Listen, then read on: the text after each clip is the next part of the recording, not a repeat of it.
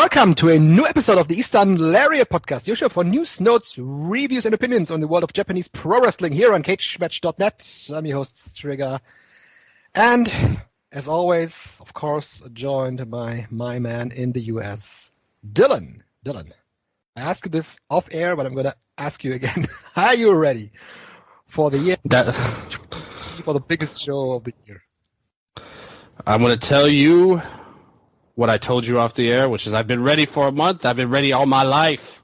I didn't say that, but I added it in because it's more exciting when I say it that way. I'm thankful. Thanks to all the people, all the voters, all the listeners, all the people that I love with all my heart. We are ready for the award show. Best of the Year 2023 in Japanese pro wrestling from one of the best sports podcasts in existence, and that's not just my opinion. It's an objective fact. Yes, it is apparently an objective fact by the Sports Podcast Group. So shout out to this group. We were nominated in the Best Wrestling Podcast section. Very surprised about that. We didn't apply. We were just apparently scouted for that. I'm still not 100% sure how it works, how we got there, but I'm very happy about it. Thankful for it, to be in company of some of the best podcasts about pro wrestling in the world. You can vote for us. We'll put up a link on our Twitter. Please vote for us. It would be cool to be in the conversation amongst the best of them. And Dylan, that is really it makes me happy, it makes me proud at the same time, both of these feelings, because both you and I, we've been putting a lot of work in this show over the last almost 9 years, almost 10 years next year. We are going to celebrate the 10th anniversary next year. And, my thing about this podcast always was I don't want to shove it into anyone's face. I just want to sit here, talk about wrestling with you, and gain and grow a listenership that really values the show for what it is, for our analysis of Japanese pro wrestling, without ever going out of the way to piggyback off some wrestler and have them on our show just to gain an audience from their stardom, to just be a podcast that does what they want to do, and not to be a podcast that, for whatever it takes, wants to be popular. That's true. We applied through our knowledge, applied for our episodes, applied through our email that you forgot that we had. Yes, I did. So, we live this life. If you look at the awards, we're the only Japanese wrestling podcast that is listed, which is very cool and very interesting, and I love that we're a part of it. I love that we're a finalist, and I love that we were nominated. I love the listeners, love the voters. So thank you guys for that. Again, not just being nominated is a win for us. Obviously, in our the wildest dreams, we could win. That would be really cool. But thank you. I did check that very email. A shout out to Anthony Cooper from Sports Podcast Awards. He sent a very nice email to us, and I told him that we love it, pretty much. Yes. I didn't just say that. I said other stuff, but it would be boring to read the whole thing to him as I replied.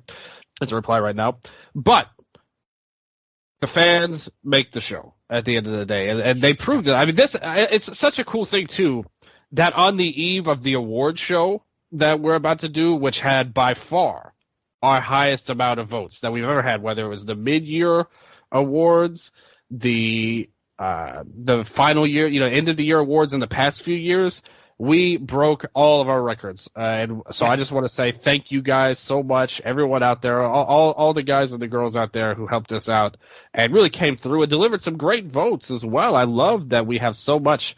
We got real depth on this show. We got a few categories that were pretty obvious, that had runaway winners for a good reason or two. Others were really widespread, and that's great, and that really displays what wide range we have in our listenership, that we have those fans that go for the New Japan Pro Wrestling votes, we have those fans that go for Actress Girls, we have those fans that go for Big Japan and for any other company that is around in Japanese pro wrestling. And that, once again, that's the thing that I'm really proud of, and that's always been the spirit of the show, not only New Japan Pro Wrestling, but everything in Japanese wrestling. Absolutely, and I think our awards, and I know obviously I may be a little biased here being on the show. Are you? But I genuinely think when you look at these awards, I would put this list up against pretty much any other possible awards when it comes to Japanese wrestling especially. Just like you said, the depth of it can't be matched by any other show. Like, no matter who it is, what wrestling show you listen to, there's no way if they did a poll you would get all of these corners that we were able to touch. You know, there's a little bit of everything here, whether it's Joshi had a lot of different votes in there, you know, whether it's down to Big Japan, DDT, Dragon Gate, High Flying, Lucha, you know, Lucha Resu, like everything that you could come into. And obviously the big companies like New Japan, All Japan, Noah, the big three always get a lot of love, and I think that's just how it goes. You know, but we're not in control of that. Anybody could win. If everybody rallied behind wrestler from a lower company, a lower tier company, you know, that's allowed. Everybody is allowed to have their vote, have their say, no matter who it is, no matter what it is. And I'm very proud of the voters and the listeners most of all, but I'm very happy to be a part of this. And the awards nomination is kind of like, you know, I don't want to say justification for everything, but I do put a lot of work into this show in general. Like, I do a lot of different things, and to see that get replicated with, or reciprocated rather, with something like that tells you, hey, you are one of the best. Like this is what that says. That's what a nomination says, like that you should be mentioned as among the best in this category, and I'm very thankful and happy for that. But ultimately, I would have been proud of this show anyway, regardless of an award nomination, because of the people that listen to it. You can see just the knowledge that we get from these and the scope of which we get, which I think, again, we were there for it, and like you said, we have our own style. We don't follow the trends or anything like that.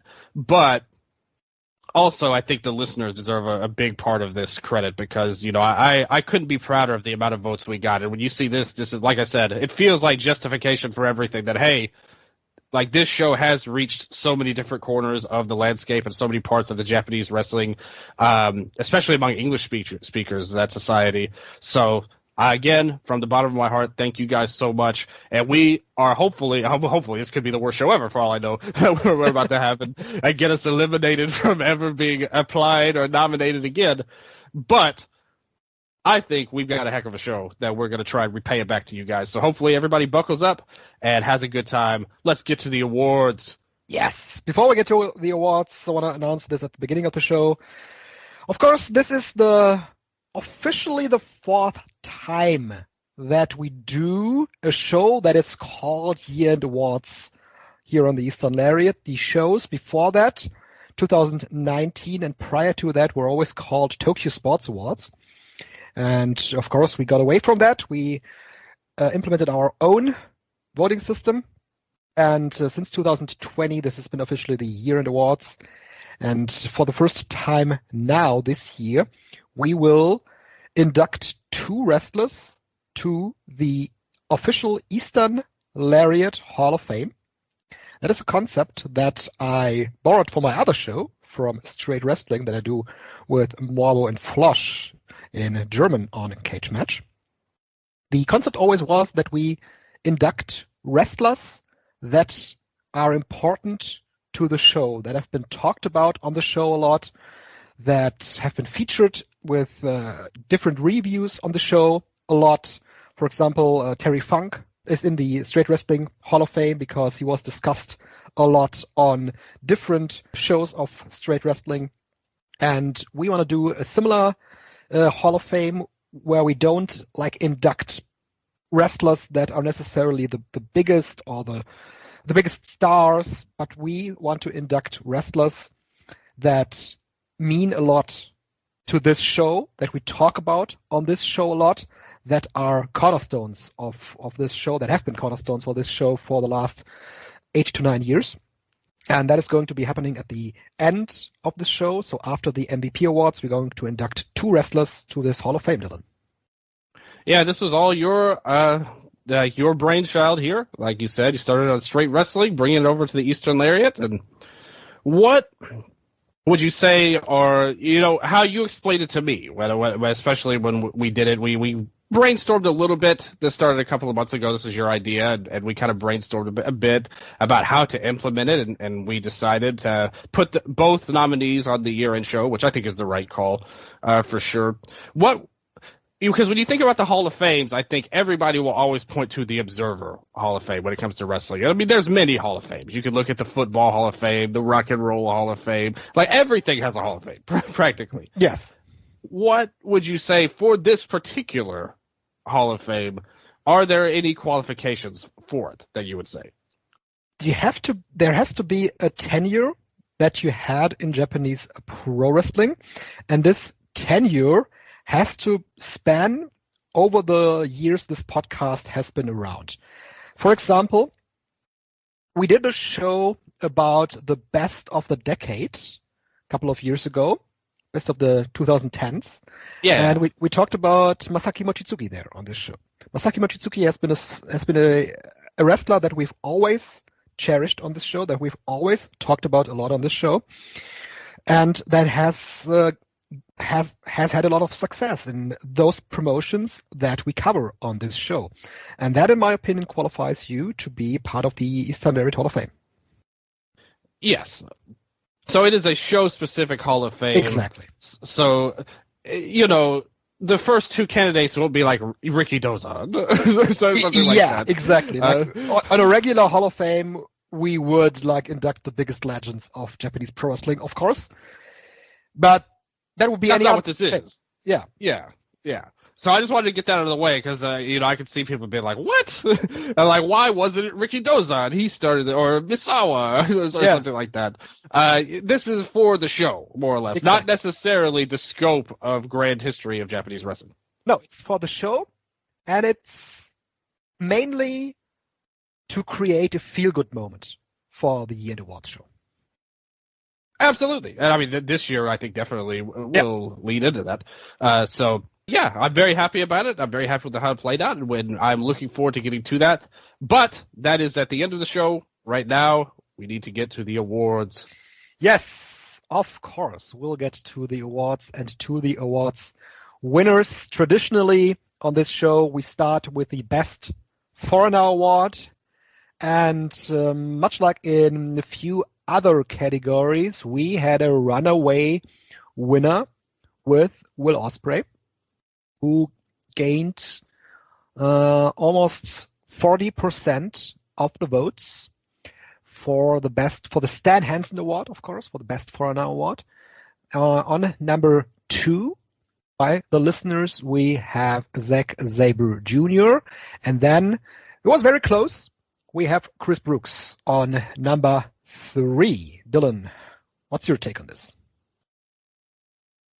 Yeah, when I sent you, because the way the nominees work, a lot of times maybe they'll split them based on a spelling change or something like that, and it's okay. It's not, I'm not anal about it. If you make a mistake, it's not the end of the world. I'll figure it out, at the end of the day, and I do have to do a little extra work putting them together. It's not a big deal, but when you look at it, I think that when I sent you the awards, I tried to separate them. If somebody got 1 vote, I still counted them, but then I separated it with people who got more than 1 vote at the top, kind of the top tier. Yeah. And when you look at that, and then you look at the names you mentioned at the top, I think that they're all pretty, pretty relevant and good picks, I would say, overall. Yes. Ospreay, he's a guy that he had the peak moments, that everyone will point to. Mm-hmm. And I think that's something a lot of people will go to. Obviously, the Omega match at the start of the year, the G1, he was one of the best guys. Again, and historically, he hasn't been my favorite, but I can also recognize that he's done a great job in the G1. He was in the semifinal of the tournament. Yeah. He also had the match with Marufuji in September. And of course, the matches with Yoratsuji and Shota Umino for the United States Championship. So Yeah. much like you said, the highlights were definitely there for Ospreay. Zach's kind of the opposite, where he was around, very consistent all year. I don't think any of his matches were match of the year level or anything like that, in my opinion. But he was always there, defending the title, having a fun run against a variety of opponents. He did a great job. Just that consistency really goes a long way. Brooks, I think he of everybody meant the most to his company. Like if we graded Foreigner as an MVP, I would probably say he would be the one I would go towards, because his title reign really turned it around after a dreadful first half of the year for DDT. I thought his title reign really kickstarted a much better second half of the year, and he was a big part of it. That is actually one of the few companies where I would say that they had a better second half of the year than the first half of the year. Yeah, I know that's a big talking point of yours, that the second half of the year wasn't as good as the first, which is accurate, I would say. I think most people would agree. Yeah. Yeah, absolutely. We'll get to the matches and the shows later on, but yeah, he would be the guy I would think would be like, he meant the most to his company. I think he was the world champion of DDT, the top star. Ospreay was never that guy for New Japan. He was in and out. He wasn't, he didn't have the consistency of a Zack because he had his AEW and his all around the world commitments. If you count him for all of his worldwide stuff, that's different. But this is just in Japan, and I think he's still got a good case for the peaks. But I'd say all three of them have different strengths that you could draw upon. What would you say, Dylan? The listeners went with Ospreay. With whom did you go? I think he was a great pick for the peaks, but I think Brooks meant more to me for his company. I also would like to give an honorable mention to Akari from Pure J. She just put up a video which has English translations. I think she's really carrying on such a great story that she has, but doing great work too in Pure J. Very talented performer. My pick, though, was the fourth place winner of the voters, which was Iode Dr. Wagner Jr. from Noah, who is getting a title shot in the next month as well for the world title. Yes, very hyped about that. To me, he had a little bit of everything, because Noah, they didn't have their best year this year. I think most would agree, but he did a great job in it. He was the secondary champion and really gained that national title a lot of prestige. Really gave a great run to it. Everybody wanted to know what he was going to do. He's very popular. Everybody was worried about his contract coming up at the end of the year, but he stayed on and is getting a nice little run now into 2024. I think his match quality, his consistency, and his importance to the company, he might not have been number one in any of those categories, but he had the greatest scale of all three of them combined. So I went with Dr. Wagner Jr.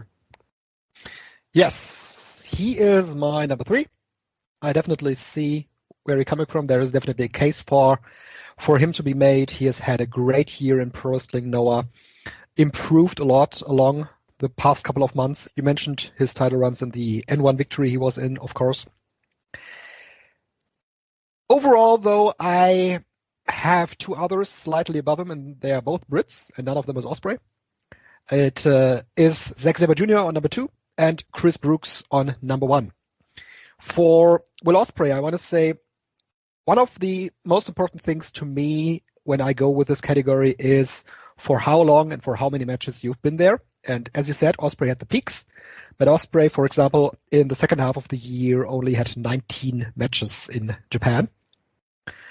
And while he qualifies for the peaks, I don't think he qualifies for the consistency and for the overall for what he overall means to his company. Of course, he is a big name, but Chris Brooks just means so much to DDT, and he means so much for the turnaround that the company had after the Yuji Hino title run, that I could only go with him as the best foreigner of the year, not only because of the title win that he had, but also because of the match quality that his title run has had. He had this amazing match with Saki Akai in September, the match with Shigehiro Irie 2 weeks before that, actually, And then also a very good match with Yuki Ueno to finally lose the title at Ultimate Party. So he was in the top matches for most of the second half of the year in DDT, and in my opinion, rightfully so, is very deserving of a top place. And for me, it's the place number 1 for the best foreigner. Yeah, the only reason I didn't pick him is because the first half of the year was so weak for him outside of one match. And I think he might as well have not been there. Like, yeah, he wrestled a lot. Like, you picked Brooks last year, and I Sure. made a similar argument that he didn't actually do that much, even though he wrestled a lot. But this year, you have the back half, which was so great and so important. I have no problem with that pick this year at all. I think Brooks had a great year. And it really, I wish I could have seen, I think Wagner was more consistent the full year through, and that's why I picked him. But Brooks, he kind of has, like I said, ultimately, if you judge it by who's most important to their company, Brooks has to win. Like, he was the one that turned around DDT, and like you said, all of those matches are great. Saki was really important. The Irie match was rocked. I thought that was a fantastic match. You get the great moment, of him winning the title. It felt special, and that's something DDT really missed a lot the first half of the year. So, like I said, the whole company really kind of followed him. When he was down and not doing that much, the company felt like it was doing not that great. But when he got up, man, DDT, like, they really rocked it. That was like if you look at a 6-month run, that was probably one of the better runs of theirs I can remember in a long, long time. Yes. Like probably since we've been doing this show, to be honest with you, at least for my taste and my favorites. And he was a great part of it. And Brooks, fantastic effort from him, and I hope he gets well soon. I know he had the health issue coming at the end of the year, but shout out to Brooks, big stuff there. Things are looking up for 2024. Can't wait to see him come back. I think that Luis Mante would have had a case if he hadn't been away for so long. In the second he's half. another one. Yeah. That has been really unfortunate for him, that he had this weird cutoff after losing his mask, and he went away for 2 months. Of course, he had a great comeback and won the Dreamgate title. Still, though, there's this gap in between that wasn't really filled well by Dragon Gate. And he's another one. The first year, he really didn't do that much either. Like, you're looking at like a couple of months, for him, that was great. And the cage match was fantastic, and that was an amazing. Yeah, the moment was great. The match was great. The cage match was awesome. Like, that to me was the best DG match this year, like, easily. Like, the cage match. Yep. Then he got the win, which wasn't the best match of the year, the triple threat, but it was a good match, and him winning was a great moment as well. But like I said, you're looking at a couple of months out of a year. I think that's tough a little bit. Kind of like what you said about Ospreay. Same thing with Ospreay. It's like he's there for the big matches, but like you said, I agree with you ultimately. The consistency wasn't there for me personally, but I don't begrudge the voters because I think that the reasoning behind it is solid. They just judge the peak higher, and we judge consistency a little bit more. Someone that I want to mention here that let's see, did he get any votes? He got 1 vote actually, but I want to make a shout out for him. And Akara in Big Japan, he at the end of the year won the junior heavyweight title from Kaji Tomato, and he has been in the company for the entire year. He has been working in Japan mostly. Only went back to Europe for some shows in February and in the summer. He did the Scandi Grabs Invitational. He's, of course, from Sweden, and really a great junior heavyweight and a great pickup for Big Japan Pro Wrestling. We said it on our show last week that Big Japan is doing a good job, or has been doing a good job in 2023, but really doesn't really get a lot of attention. So, and Akara, good pickup for Big Japan. Yeah, they have a lot of people there. They brought from the European scene, trying different things, bringing in these CZW guys now as well. So they have a lot of different foreigners in Big Japan at the moment. So a lot of different people, and he's one of the good ones, I would say. Like, IndyCar has done a pretty good job, and found a spot. Like, for a guy like him, that has to be a great thing to get to wrestle in Japan. So congratulations to him just for being there, having a nice run, doing some big things there. Absolutely. So that's best foreigner. Next up is best rookie. And yeah, I mean, what can I say? We have another runaway winner, and even much clearer than Will Ospreay in the Best Foreigner Award. The Junakiyama Legacy Rookie of the Year Award For a wrestler that must have debuted after December 31st, 2021, of course, goes to Yuma Anzai. There was no other logical choice. He gained 70% of the votes, and no one else, of course, came close, and he is my pick as well. That really is a complete no-brainer. I came by an article from Voice of Wrestling just this morning that also made this point. There is no other wrestler that comes to mind that has had a better year as a rookie performer than Yuma Anzai. You, of course, always shout out the Yuji Nagata title match. That has been amazing and one of your favorite matches of the year. Yuma Anzai, it's almost unfair because he's so good and blends together so well with wrestlers that have much more experience than him. And it's been an incredible road to follow his rookie performances and see him grow alongside wrestlers like Hideki Suzuki he's been working with a lot. And the future is bright for him. So Yuma Anzai also is my pick for this award. I have on number 2, Ryoya Tanaka from Dragon Gate. Tanaka, in my opinion, similarly to Yuma Anzai, when he came to the scene in Dragon Gate, he immediately fit in like a glove and was promoted to be part of The Courage very quickly. He had his first title shot for the Open the Brave Gate Championship after like 23 matches in his career, and he performed very well against Ishin on that stage. So they put him into deep waters very quickly, and Tanaka really swam. He is an incredible high flyer and fits in so well with these multiple matches in Dragon Gate, and that's not easy to really do your part in the multiple matches, and to be always on point in these multiple matches is really hard. So Ryoya Tanaka, in my opinion, has been great from the get-go and is only improving. And number 3 for me was Himawari from Tokyo Yoshi Pro Wrestling.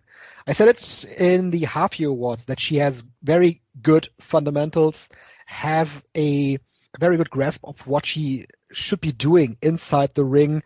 Her movement has been better from her first match on than some of the veteran wrestlers in TJPW.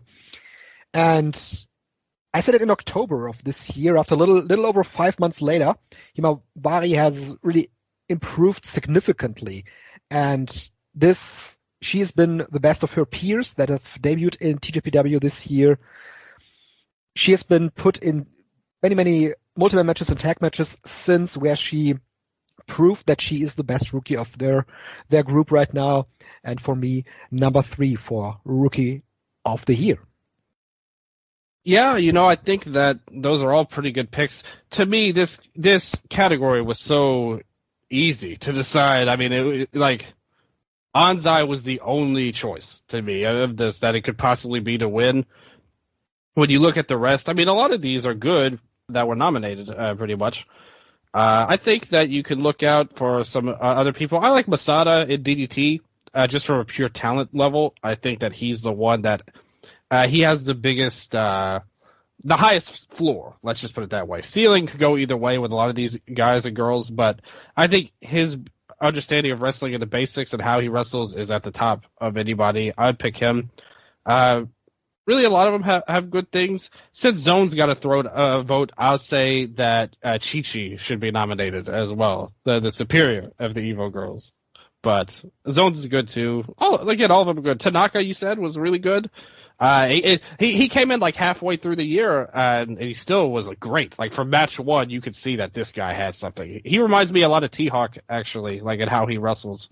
I think he could be at that level as a worker going forward. I think he's a really great guy in the making for DG. The New Japan guys all have good stuff to them, I would say. Good stuff. But the thing is, Anzai was such an overwhelming choice by the fans, and he should have been. It would have been weird if he didn't blow everyone away, which he did. By far, the number 1 vote getter of any category was this. So congratulations to Yuma Anzai. Clean sweep for all of us. And a lot of great rookies. The future's bright for Japanese pro wrestling in general for a lot of the companies. So hopefully some good things are coming forward for all these names that got nominated. What do you think about the second place for the listeners, Kisuna Tanaka, the daughter of Minoru Tanaka and Yuma Fukawa? Yeah, and she's really good. All of her matches from the start, she's been good. She has a lot of the talent of her parents there, and they just had an Arceon tribute show yesterday. She wrestled on it. Yeah, and so did her mom, for the first time in 22 years. Yeah, as well. And they had the whole show is basically that moment of them hugging and Fukawa passing the torch to her daughter, kind of. Her dad is one of my favorites ever, Minoru Tanaka. So she's got a great history. She wrestles. She takes a lot from him, especially in the ring. I'd like to see where her career goes. The Joshi scene is up and down, but she's great. If you were a Joshi fanatic, I think she's as good of a pick as any. You could look at her.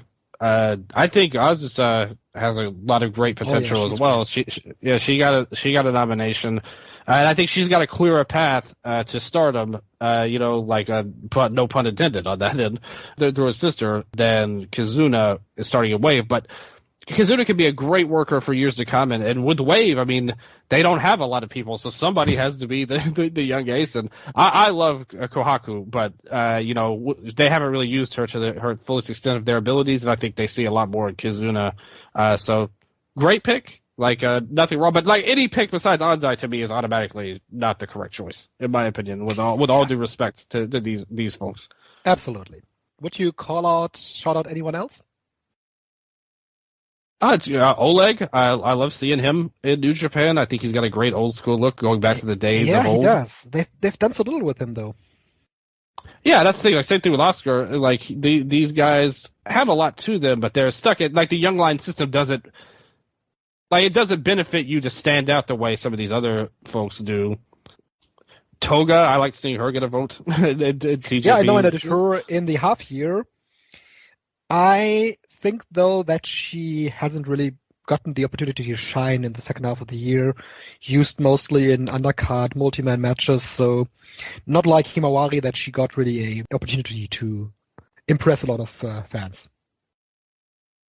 Wakana got the most votes. She got 2 votes for Tokyo Joshi Pro Rookies. She's from this group, the one that gets promoted the most. She had the singles match with Aja Kong at the first show of TGPW in Kurikan Hall now, and she is pretty good for her tenure in wrestling. Still, though, from what I see, better wrestler is Himawari. Yeah, that's all fair and well and good.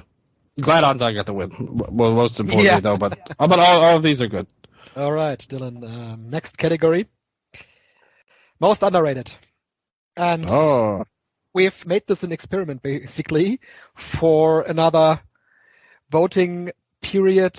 But I think, and we discussed this off the air, we are going to erase this category from our awards because it is so subjective. It is so maybe not specific enough to have a really objective vote on who is underrated, because everybody has a different take on that. And man, we have so many different answers. How many names do we got listed? Some of them were listed twice because of the spelling, of course, you said, but we got up to 80 different names on this spreadsheet we have here. So this is not going to be a category that is going to be staying around for the Eastern Lariat. For the half-year awards, we think of something else. But Dylan, what's your take on most underrated? Yeah, like I said, I counted the names, so they're not listed twice. The list I sent you, I don't think. Maybe I let somebody slide, but I don't think I did. Regardless, though, there was a lot of people. Overall, pretty much everybody got 1 vote, and for a lot of people, that adds up a lot. And like you said, the problem is it's so subjective. We were talking about off there. You could argue everybody has a case, and then you were arguing that nobody was a good pick, almost. So it's everybody and nobody has a case. Exactly. Like, that's the thing. It's like you can argue both sides of those arguments as well. So it's like, it never goes anywhere. No. But still, for this year, we had the award.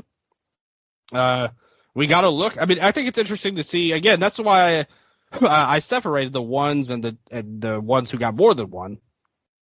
I think it's interesting who got more than one and who people kind of latched onto. There was more. Like, Hinari got more votes than any of the half-year vote getters. It was like all ones in the half-year. Mm-hmm. This year-end, we actually got multiple people getting more than one vote, which was good. But it's interesting the names they came up with.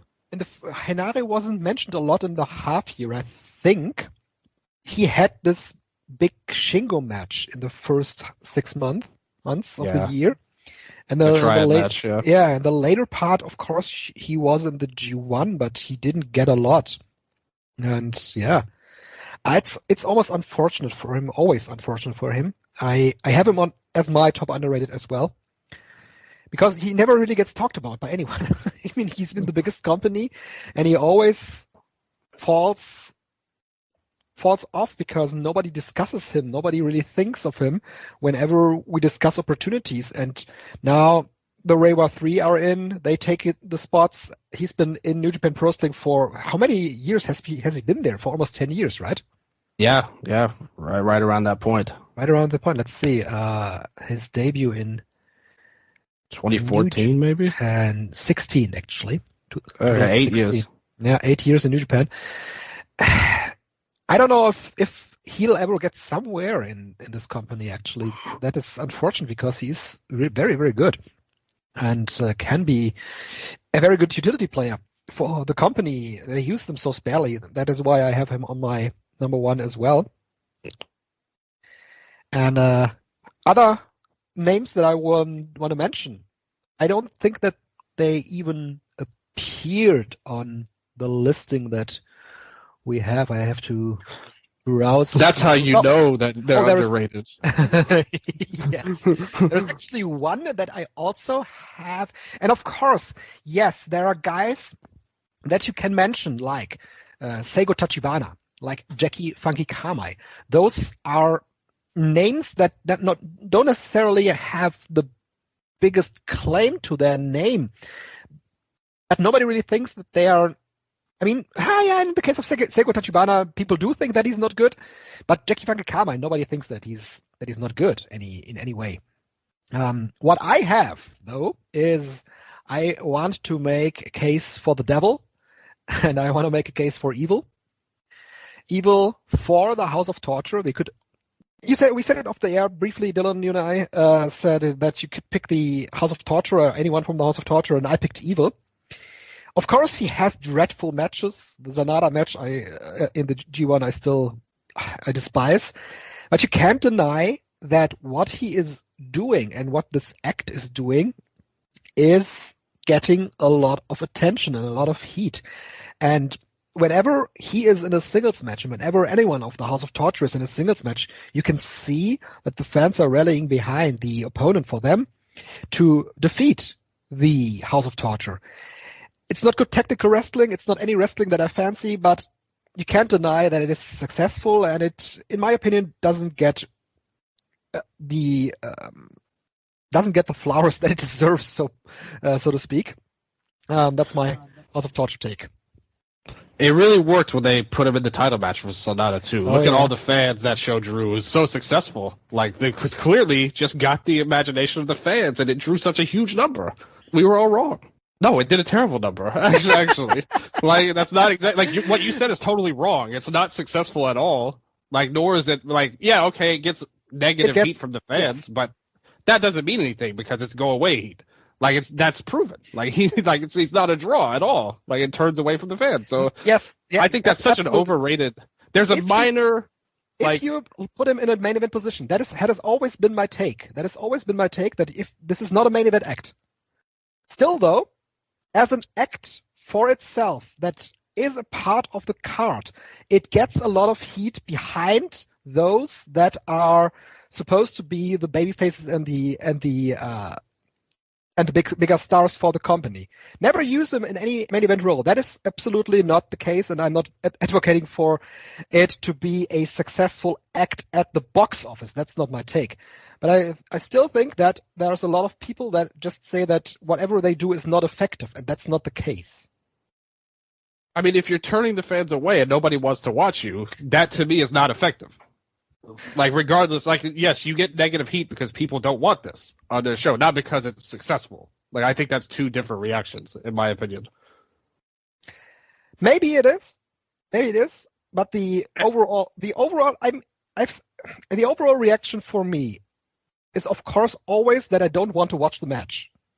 But when I see those that are in attendance, and I've had someone from Germany who has been in the attendance for the Noah show, the heat for evil at the Noah show was absolute peak level, and you can't deny that. I mean, that was actually, of the House of Torture matches, the Noah show was pretty well done, I would have to say, overall. But in general, I think people that's like Americanized brain thinking crowd heat is this great thing. Like, you know, that, like, I don't know. Maybe it is. The evidence we have, again, you were kind of like, you're twisting yourself in the knots trying to defend this. Like, oh, it's successful, but not in the main event, but actually it has a place at the bottom of the card. But actually, we don't know. I mean, I don't know. I think it kind of makes the whole show look embarrassing a little bit, actually. Like, I've always said that. Like, it makes me not even watch the whole show or want to watch the whole show.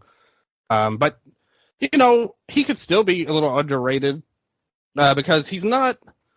I never thought he was a great worker. Like, even at his peak, pretty much. Like, I thought he was like any kind of stereotypical, like a low end, like a poor man's Goto, like, type of guy, and the best he could have. He had the match with Okada. A lot of people said he was that great, and I said he wasn't. But he's better than this. Like, he's better as a worker than what we give him credit for. And somebody nominated Show, and I thought that was a great pick because we know he's a great. Like, I did think he was a great worker. Unfortunately, with the House of Torture gimmick, he's awful. So that's why I don't think that he's a good pick. Actually, I thought about Show, and I don't see the motivation anymore in him. That's true. I mean, but I think it's hard to be motivated with this kind of gimmick. You know, you're obviously not there to have good matches or anything. No. You know, it was funny when they broke into the office, though. Great angle. Great. Yeah. It's. I don't know. I really think that the whole they get heat point is really overrated. Like, I don't think it works that way in Japan. I think that's like a very small clique of Western fans that say that. You know, overall, that means something good. But, you know, Evil, he has nice hair. He has nice hair. You know who also has nice hair? And who I also like, that you don't like? It's Hio of Dragon Gate. I really like the guy. And the second half of the year, in my opinion, has shown that he has much more potential than anybody gave him credit for his run in Zebrats with Luis Mante has established one of the most liked tag teams in Dragon Gate as Big Hug. Dragon Gate has also trusted him with a main event position with Ishin, and I thought they did a very good job in that match. That match I rated 8 out of 10 points. He has been the Brave Gate champion for some time now. I'm not actually sure for how long now. And in my opinion, has had a good singles run, one of the best runs that he's had in his career, except for the Mochizuki Dojo days. So for me, he is one of those underrated guys. Yeah, you know, Dramatic Dream Dragons, they, you know, my co-host on there, Sandra and Yannick, they're not fans of Hyo. Like, they always talk bad about him a little bit. And you are the Big Hug respector, if there ever was one. Hyo, to me, I think the problem with him is I would like him to get new gear, first of all, from the Z-Brats stuff. Just still wearing it is really goofy and dumb, in my opinion. And he's just kind of the same as he always was. Like, to me, he's not that different. I've still not created I've created them as a tag team on cage match, but I've not created an entry for Big Hug yet because I'm still waiting that this is going to lead anywhere, but it doesn't. It doesn't. I mean, they did this angle with Jackie Funky Kamai, and he decided to stay with Natural Vibes, and I sat there and said, "Ha, that didn't go anywhere." Okay, so I'm still waiting for this to actually unfold. Yeah. I mean, they're the champions, like, right now of the company. They're clearly the pushed act. And hey, like I said, I'm not like I said, I feel like he hasn't changed that much from his heel run. Like, but the crowd really loves Big Hug and him in his matches too. Like, they clearly like him a lot, which is, I can't deny that. As a worker, he doesn't really grab me as much as a lot of the roster on DG, and he's gotten a lot of chances, like, as well, over some people that I like, the aforementioned Jackie Funky Kambe, who I'd really like to see get the kind of chances he gets. But, he's over with the fans, and I think the turn from Zebrats was a good move. Like, that helped him out a lot. I hope that we could see a little bit more change in him, and, like, even just getting new gear is the most basic change we could just have. To not wear your Zebrats gear and to run a Big Hug. I think that's simple. That's not a hard request I'm making here. But as a worker, he's doing all right. But he's not somebody that I would consider great. Who else do you have? I always go to Sato, like Hikaru Sato, somebody I consider underrated. He's a guy that always does good things. Always in an undercard role, never really pushed that much. But just stylistically and at his like the core mechanics that he has as a wrestler, I think he's among the top that there could ever be. Or maybe not could ever be, that's a little dramatic. But still, he's really one of the best, in my opinion. He would be an honorable mention. Kotage, very underrated. I saw him got a nomination. He's one of my favorites, but I don't think he's that motivated lately.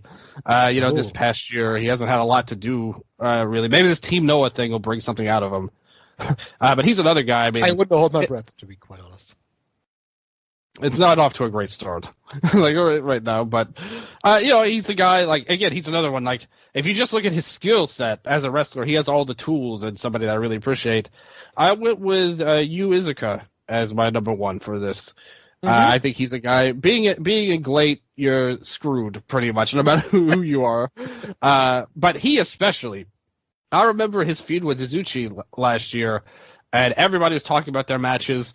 They were really dynamic. They had the great 30-second match that everybody got everybody's attention, and he was awesome in the last 2 years.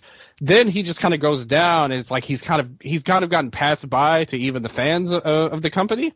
And I think you look at his skill set again. If you look at the skill sets of these wrestlers, that's kind of what I look at with this award. He is a dude, man. Like, he can wrestle so good and have great matches. He's not put in position to, and I can understand that, out of sight, out of mind to a lot of fans. But man, this guy is such a dynamic worker. If he were to get a push somewhere, he would go crazy. I think have great matches up and down. He has the most untapped potential of anybody, which is kind of I guess where I went with this award. Like, somebody who I think has tons of upside and hasn't got to really release it yet and hasn't got noticed for it. Yep. I mean, you could make the case for a lot of talent on the GLEAT roster. Yeah. No, absolutely. I mean, there's tons of guys you could go to. He's the one that I think has the most. I think he's the best worker. People you can mention. I agree. Overall. Yep. So we got that covered. I really have no problem with Hanare either. Like, the fans pick. I think that's a good vote. Yes, my vote he stepped up. So. Yeah. Your vote as well. He stepped up in the G1. Did some good stuff, the best he could in C Block. And he came through in the end. A lot of people were saying that he should have gotten the match against Shingo instead of Tonga at the Wrestle Kingdom. But they had other plans, it seems like, for that. But he's good, though, and we'll see what he does this year. Especially considering what's happening with the faction, the cage match coming up and who's going to break up and split off and blah, blah, blah. There is, of course, always the possibility that they suddenly see something in someone. We've seen that they suddenly pushed David Finlay very strongly. But the evidence with someone like Hinare hasn't been there, actually. He has been a utility player for his group, and that's where he's been. Yeah, so that is this category, we are moving on to the next one, which is most improved. Dylan, what do you have?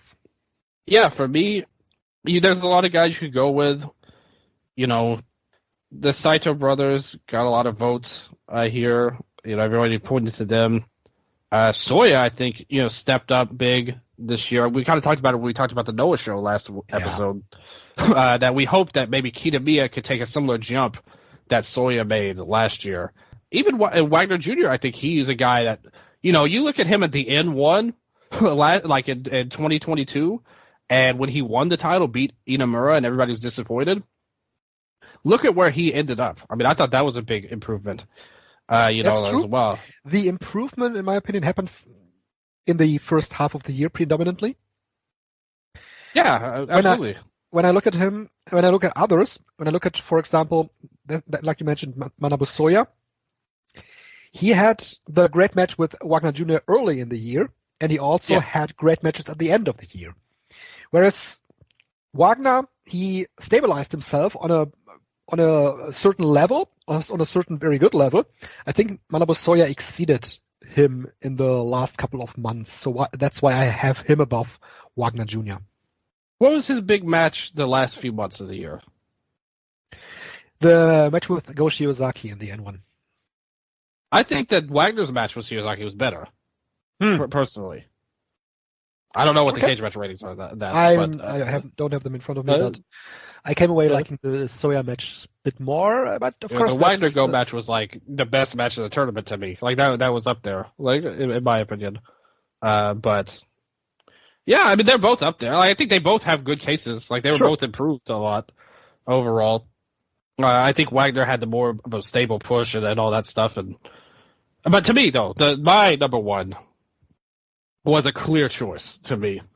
Like there was somebody who stood out right away, somebody who went, for so long, even the first half of the year, kind of not bad, but just floating around, really.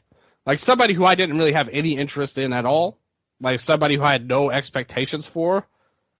And then, I don't know what happened or why it happened now of all times after so many years, but I had to go with somebody who didn't get any votes, unfortunately. Okay. But to me, the clear pick was Mad Mikey Nichols. Yes, that's a great pick, actually. Nobody stood out to me the way he did from such a low. I'm not saying he was the number one wrestler in the tournament, but I came in, he wouldn't have been, he would have been in my bottom tier, pretty much. Like somebody who I had no interest in whatsoever. And for some reason, he just decided to lay it all on the line and just like go crazy, like hard hitting, the headbutts, the master blaster, like everything he had, he threw it out and left his heart in that ring. And I really respected that so much, just how much effort he put in. I was like, wait a minute, like you are a dude. Like this is like, where was this? Where was this the last 5 years? We've seen you in New Japan, and to see it come out in such a dramatic fashion was so damn cool, and I just thought it was a great story, and a guy that I just loved his run in the G1. I thought he was one of the standout players, and he continued on with the tag team with TMDK. I think the tag work, again, that he kind of settles back into the Haste level, so to speak, but still he doesn't twerk, so I like him better, actually, than Haste. And Haste was a guy, when they were in Noah, everybody pointed at Haste as the dude of the team. But man, Nichols in that tournament, who could have expected such a like that was such an outrageous, like, unexpected underdog story. And I think even somebody like Wagner and Soya, they had moments in the past, at least you could point to. Even the Saito brothers, like I like them as young lions. I think the Voodoo Murder stuff was like terrible, and I feel like it's kind of bring it back to House of Torture. Like let's say somehow Evil turned babyface, he would probably have pretty solid matches, and everyone would say, like he's so improved. But really, it was the gimmick that held him down more. Like, and I feel the same way about the Saitos. Like, if it wasn't for the Voodoo Murder stuff, they could have been at a similar level, I think. And they obviously stepped up. They did improve somewhat.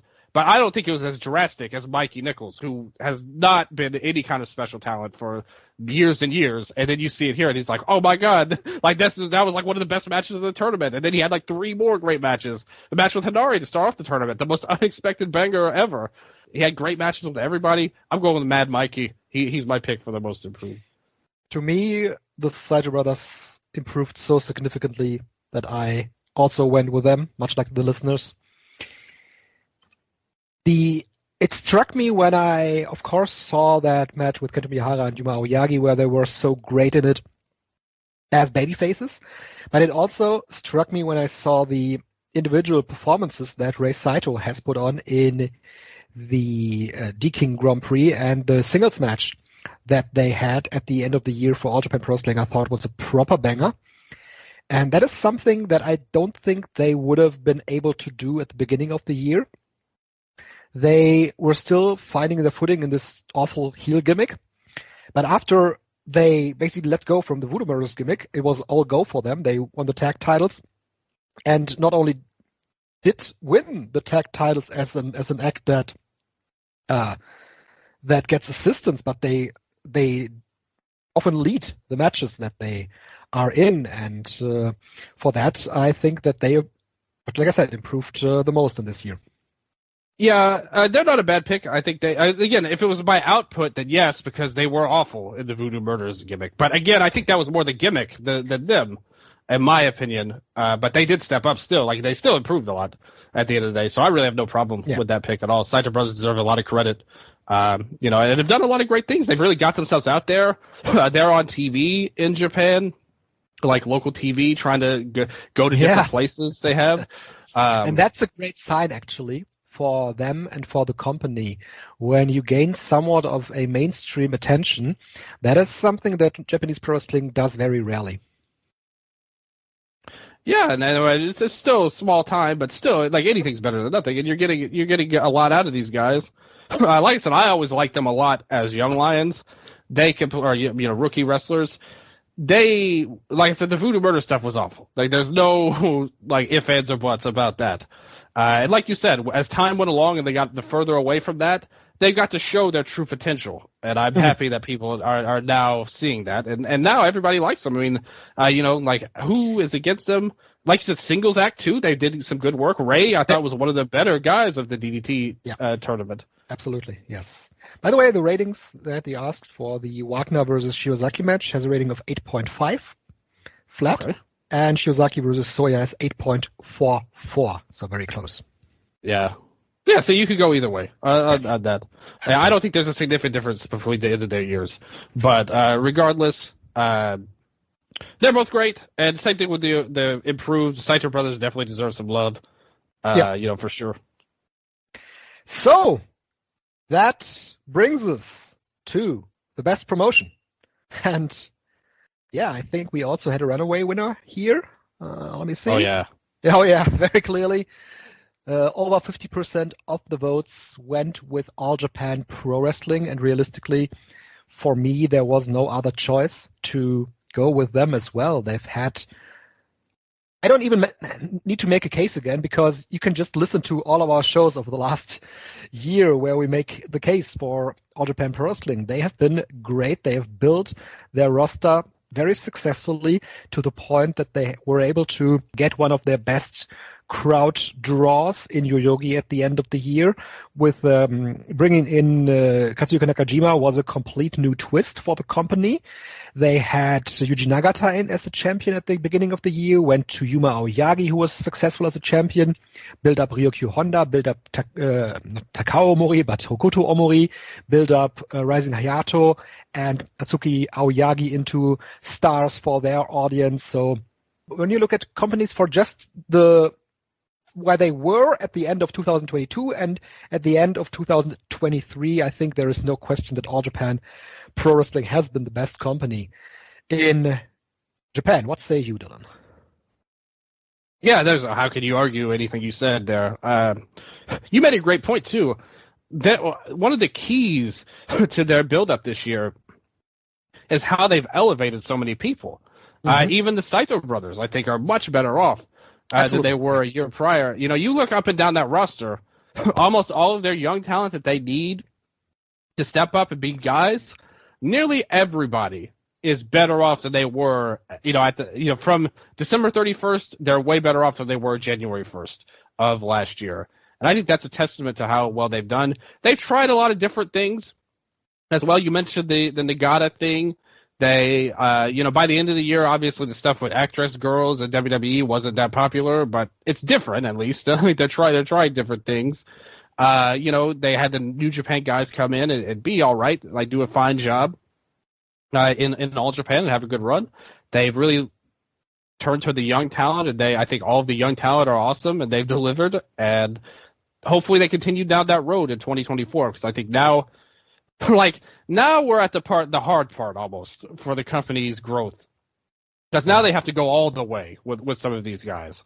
And they did a decent job with Aoyagi, but I really think that I didn't like how his title reign ended. Mm-hmm. Like, I'll stand by that right now. They've got Nakajima, again, another one, something totally unexpected. Nobody saw that coming at the start of the year, bringing in different stuff. And he also suddenly feels like a dude, right? Came into this company, suddenly it feels okay, that's a guy that you can build your company around, whereas in Noah, he never felt like that. No, absolutely. In Noah, he was never a successful draw, and it shows you how much... Yeah, not only that, he never felt like he could be. I think when he won the N1 a couple of years ago, I think he's always had an aura to him. Not always, but ever since he kind of turned, after the clean-cut, boring title reign he had a few years ago. Yeah, the second one was very much more successful. That's true. Yeah. And it wasn't even that successful, but he had an aura to him that they didn't fully utilize. Once he grew out the hair, he had a great smile. I compared Tsuji when he came out to New Japan. He had a very similar Nakajima swagger to him. Got great theme music when he walked out. He had a great look. Obviously, had all kinds of incidents knocking people out as well. He had shoot credibility. But I think that all got hurt with the Fujita stuff. How his title reign ended really killed any star power that he had. And now through this Kento feud, it started in Noah with the Kento feud, that really was a renaissance for him and gave him a second life that I don't think he would have had if he had never faced Kento. And then, of course, Noah didn't capitalize on it at all the buzz they had. So he left, and All Japan has totally capitalized on it and done a great job. I think they've fantastically used him. I think he always had it in him, but it just was never allowed. It was never nurtured in Noah the way it should have been. And in All Japan, they're doing a great job. And again, he's been there for a couple of months. It's not, and they've already made so many great steps in that short time.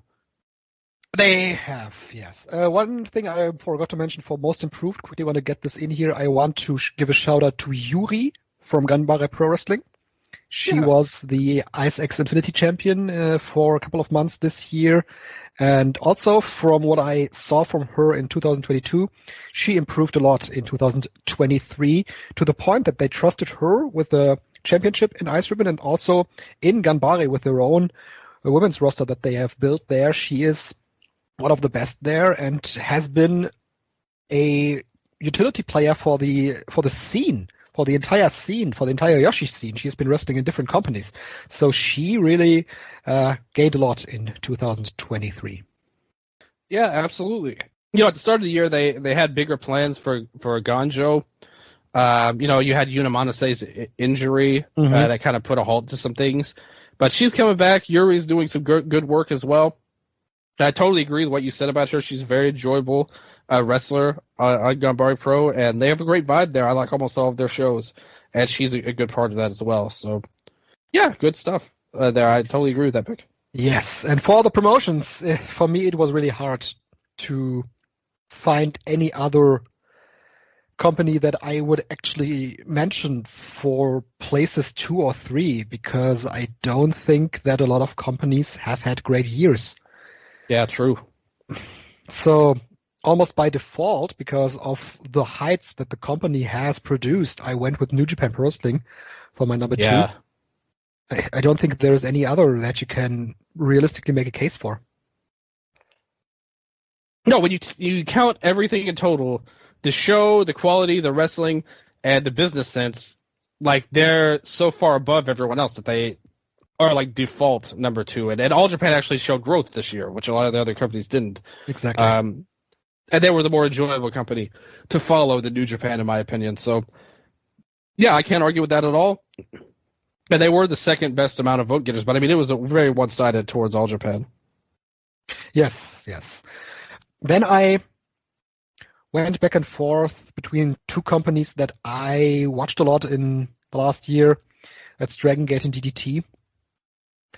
And I ultimately went with Dragon Gate for my number 3. Dragon Gate hasn't had a good year necessarily, but DDT hasn't had either. I thought that Dragon Gate over the course of this year has produced some big moments. Like for the first half of the year, the Madoka Kikuta title win was a big moment for me. Then Shimizu being built up was a big moment for me. Luis Mante, obviously, him losing his mask. I think they developed the talent very well. They built both Kota Minura and Big Boss Shimizu to threats to the Dreamgate title. Something I wouldn't have thought after the King of Gate that Minura won over Shimizu. I wouldn't have thought that Shimizu would have had it in him to still be a credible challenger. So they built that, and they also built back their fan base to the point that they recently, just this week, had a show in Osaka in Indian Arena number 2, where they drew, let me see what they did. They did 879 fans in Osaka. So they built back their fan base. They still have these shows, these small tour shows where they have crowds in the 200s and 300s, but for the most part, they have done well for their fan base. So I went with Dragon Gate for my number 3, and DDT would be an honorable mention of 4. And also, not a success really this year, but we've said it briefly. Big Japan has had some ideas in this year that they have been going with for most part of the year was, of course, Yuya Aoki's title run that has been great, but also Project Havoc coming in was a new idea for them. So they are trying things, and hopefully for them, some of them materializes in 2024. Yeah, I'd go Big Japan as my number 3. I think they had more going on for them than the other two. The other two could be described like as virtual opposites of each other. The first few months, DG was really going well. And then the second half of the year, they really fell off. DDT totally sucked the first half of the year. I thought they were an awful company. And in the back half of the year, they really turned it around with the aforementioned Brooks title reign. So it's like you've got a tale of two halves for both companies. And depending on whichever one you want to say, they're about the same. Big Japan, I thought, were more consistent for the overall year. They aren't successful nor popular, but I do think that they at least tried a lot in the past year. And I think Aoki is a great champion, a great leader. And Ishikawa had a really strong deathmatch run as well. Yes, true. They tried the thing with the Project Havoc. You mentioned Indikara earlier, which he's a part of. This is like this Daimanji So-led faction with all Europeans pretty much around him. But it's good. Like Big Japan's a pretty good company. They got some good young talent in there. I think up and down they've got some pretty good shows. Again, they're not my favorite, but I think in a weak year with a lot of down companies, I could put them as a number 3. But really, All Japan was by far the best one. It's crazy how far Stardom has fallen off because they always were a stalwart for this category in recent years. Yeah, I mean, well, last year I thought they were by far the best company, and even the year before that, I thought they were the ones that really got the most out of the pandemic era wrestling. I mean, this year was just they just really fell off. Like it wasn't a good year at all for them, I would say. They did have the biggest show that they ever had with All Star Grand Queendom. Yep. And the end of the year show turned out all right. Like it turned out pretty successful despite injuries and people getting fired, you know, the president going out and all of that stuff, turmoil and all that. They got through all of that to have a strong ending to the year. Even though, again, the show at the end of the year wasn't great. It definitely can't compare to the one last year. Like there's no way it can. But I thought they at least ended with some positive momentum. But overall, though, with all the injuries, with all the turmoil backstage, with the attendance going way down, like especially for some of these tour shows they had, the last 3 months were like low. So it's interesting how that worked, but just definitely a big step down. Like if you compare 2023 to 2022, it's just you can't say they were the promotion of the year if you could go by who improved the most. Like where did they start, where did they finish? I thought it finished way lower than they started in 2023. For 2024, Dylan, is there a company that you expect a similar year for, like All Japan Pro Wrestling has produced? Well, All Japan's throwing so much stuff at the wall right now that maybe this Nakajima thing they just ride this wave and they continue to improve and steadily go up as year goes along. If that happens, you could see that. Stardom has potential to do good. They're going to have people coming back. Yep. They've changed the format. You look at the schedule; it's not going to be what it was last year. They've really lightened the load a little bit. Never mind the wrestlers, but on the fans, I think that was important to not have so many shows over and over and have all these pay-per-views. It's killing people, man. They can't follow it that much. No, I mean it'll be hard to be worse than last year, just from a narrative perspective. Yeah. Maybe they can find. Maybe this is the year Kaito gets a big run at the end there. And we look at the end of the year, they've done this great job and built him up. And like I said, the House of Torture, I'm not their biggest fans, but I thought they utilized them pretty well on the Noah show. And Kaito got to look the best he could out of it, I guess. I think the less they work with New Japan, the better it'll be for him specifically overall. That would be the case for any company, I guess. But I agree. Yeah. A less is more. Stardom really has the potential to be the best company in the country. I also think that a company, a Dragon Gate with a clearer focus, with a clearer direction in the big match situations, can be a company that at the end of the year, when we look back, could be in consideration. Because they have a strong roster, but what they lack is the storytelling that really has been a weak point of theirs in the last year. Yeah, that they used to be so great at, but they really struggled with it the last year or so. So I think that's something they definitely need to improve on. What about New Japan? What do you think of their outlook going into this year?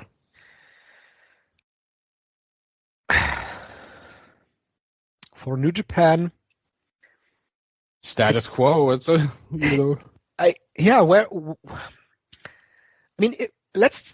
talked about it with the Tokyo Dome show. Let's say they really get 38,000 for the Tokyo Dome. That would be really great for them, but it doesn't only depend on that. It also depends on how they develop Yota Tsuji, Shota Umino, Ren Narita, Yuya Uemura, and there are so many variables in that direction that it's really hard for me to make a case or say that they could have a banger year next year. I think, but what you said, they probably will remain the status quo.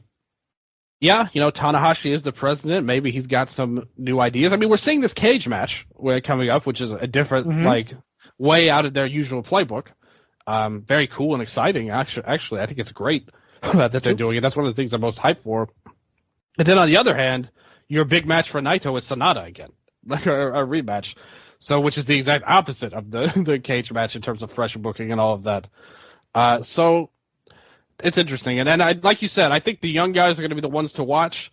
I still think, again, based on their normal booking patterns, I think we may not get as much of a push for them as a lot of people want. At least in this year, I think they're going to take a slow approach as they have always done, pretty much. Yeah. And I mean, I think they'll get I think at least we'll see some moments for them, which I think last year was kind of missing. Other than hey, Tsuji wrestled, and Umino got to go for the U.S. title.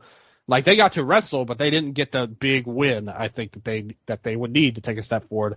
I think at least one of them will get a big win this year. They'll take a shot on somebody, but I think it might be a little early for big changes. Like we kind of said, we talked about it on the Dome Show. We think, and we both said it, that Naito should hold this title all year, which is sound.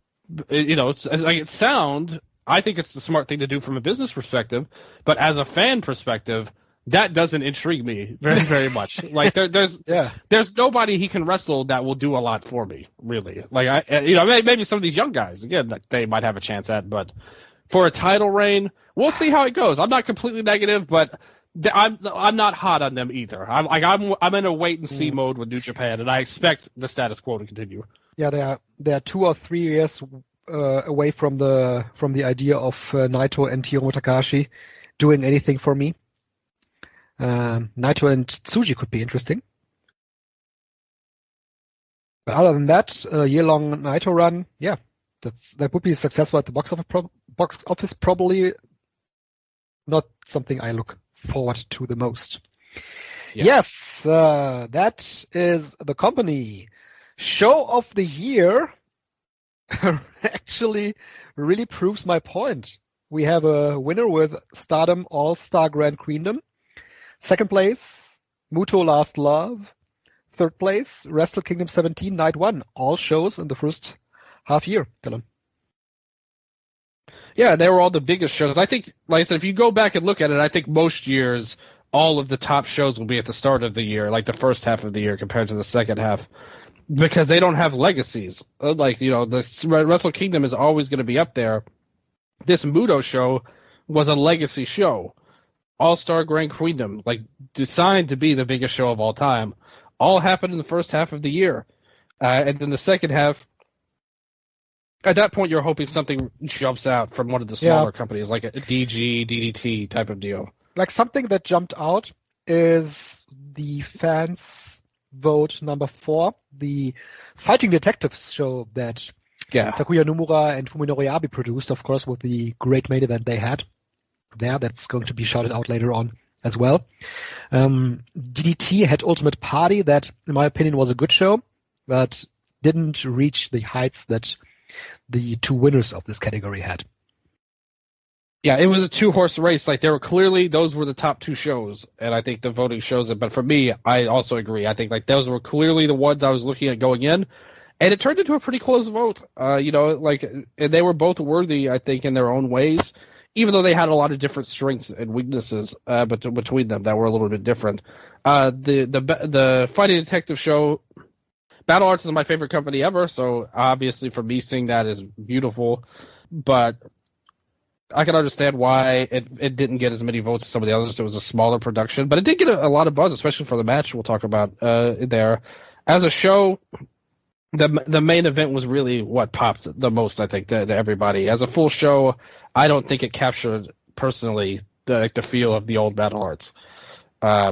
So I can see why like, for me, I mean, yeah, third would probably be accurate for it, but I definitely thought, like, there's a big gap between number 2 and number 3, in my opinion. Yeah. I really don't have anything to add to that. I have it. Yeah, well, I do. I do kind of. I have it in reverse order. I put the Tokyo Dome show for Keiji Muto on my number 1 and Dream All-Star Grand Queendom on number 2. That will be my shows of the year. Then another one that I liked was the Big Japan show with Okabayashi and Yuya Aoki in the main event. I thought that was a strong show for Big Japan Pro Wrestling. Other mentions, of course, yes, Sakura Genesis and Dominion were good shows for New Japan Pro Wrestling. Altogether, again, was a fine get-together, but nothing that blew me away.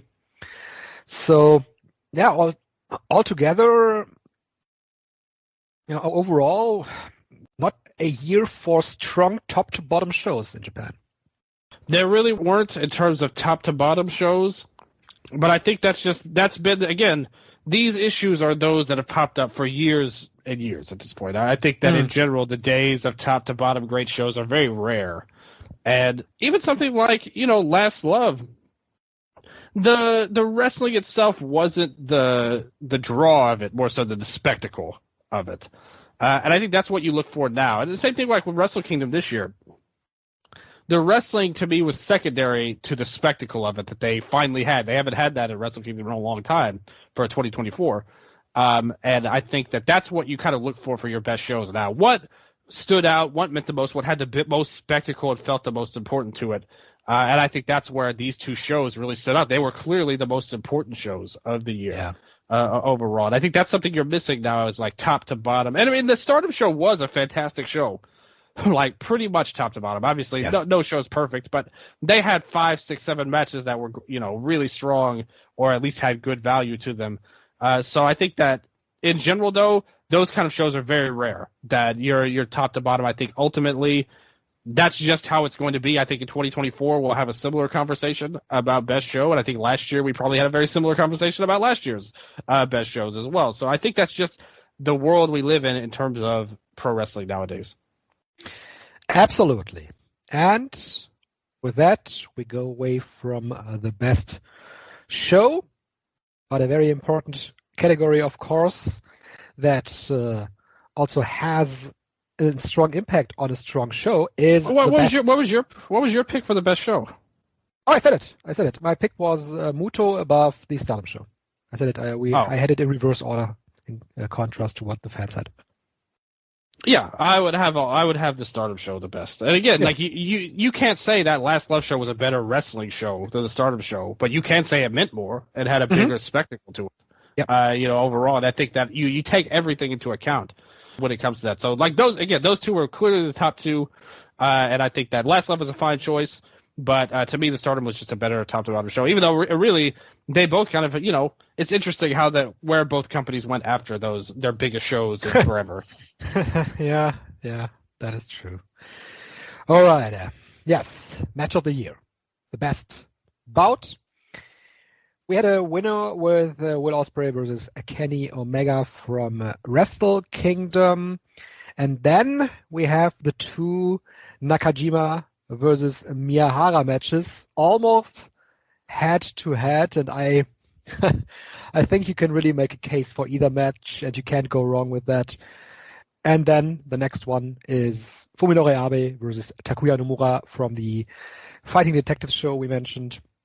For me, this year there hasn't changed much in comparison to the first half year. The one match that fell out of my top three was Omega versus Ospreay, because Fuminori Abe versus Takuya Nomura happened. And that is the match I loved so much. I loved the independent spirit of these two booking a show just for the sake of them having a wrestling clinic in the main event of that match.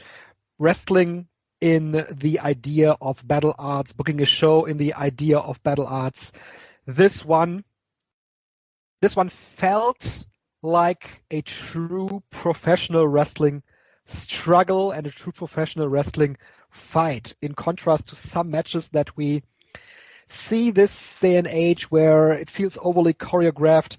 This match felt like everything they did mattered, and every hold they took, every moment they were on top was a complete struggle for either guy, and that for me cemented this match to be my number 2 match of the year.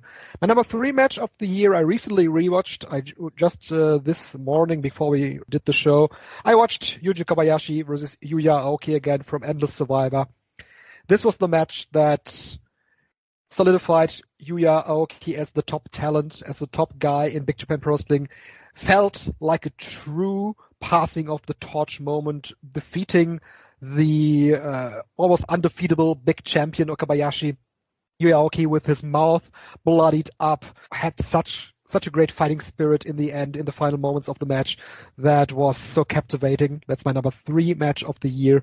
And ultimately, I went with the July match between Kento Miyahara versus Katsuhiko Nakajima as my match of the year, as my representation for Kento Miyahara versus Katsuhiko Nakajima, because of the raw, unprecedented nature of the match that they produced. Here we went into this match really not knowing what to expect from these two in the main event position, and I thought that they delivered a match where you could really feel the excitement in the air, where you could feel the real nature of this struggle between the two. That really, in my opinion, was an outstanding moment. And the other match at the end of the year was outstanding as well, for different reasons though. The first one for me was from the entire environment that it was presented in front of. Korakuen Hall had to add more seats to it. It was an incredible spectacle in July. So that's why I went with Miyahara and Nakajima for my top match of the year. Interesting. You picked Omega and Ospreay as your number one at the half-year awards, and now flipped to Aoki and Okabayashi above it. Yes, I rewatched it again, actually. Yeah. Yeah. There's nothing wrong with that. And I always say that, like, to me, the truly great matches have to be the ones that last with you overall. Like, I think that's a big part of it. Yeah, I mean, Omega Ospreay won the half-year awards. We both voted for that. And there is nothing wrong with that either. So it's just it's a complete fine vote, and probably I think it is a lock for example, the Voices of Wrestling match of the year. Yeah, probably, and it won ours too. So I said in there. So I think what we saw was kind of what I thought would happen. I didn't predict this, but I did think it might happen this way.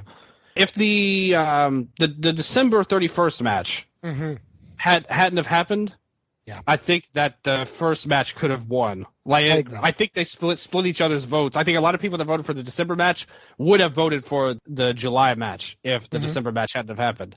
And it was pretty close. Again, like the first half of the year, Ospreay and Omega ran away with it. This year, it was a much closer. You had both Nakajima Miyahara matches and the Abe and Nomura matches, like really get within 10 votes of the leader, which is a great showing, especially for Abe and Nomura. That made such a great impact on everybody. And a good pick too. I agree with you about the July match being I said this on the last show. That had more impact to me than the December one for the reasons I said there. So I agree with that. Best bout overall, I think it's tough. I would also like to throw an honorable mention towards Sari and Arisa Nakajima, which got a few votes here from August in the Seedling anniversary show. It was really just a great match. The best Joshi match of the year to me. Sari was just a great shot in the arm to the Joshi scene, and Nakajima is like always great. So you can get that there. We had a lot of different votes for a lot of different matches.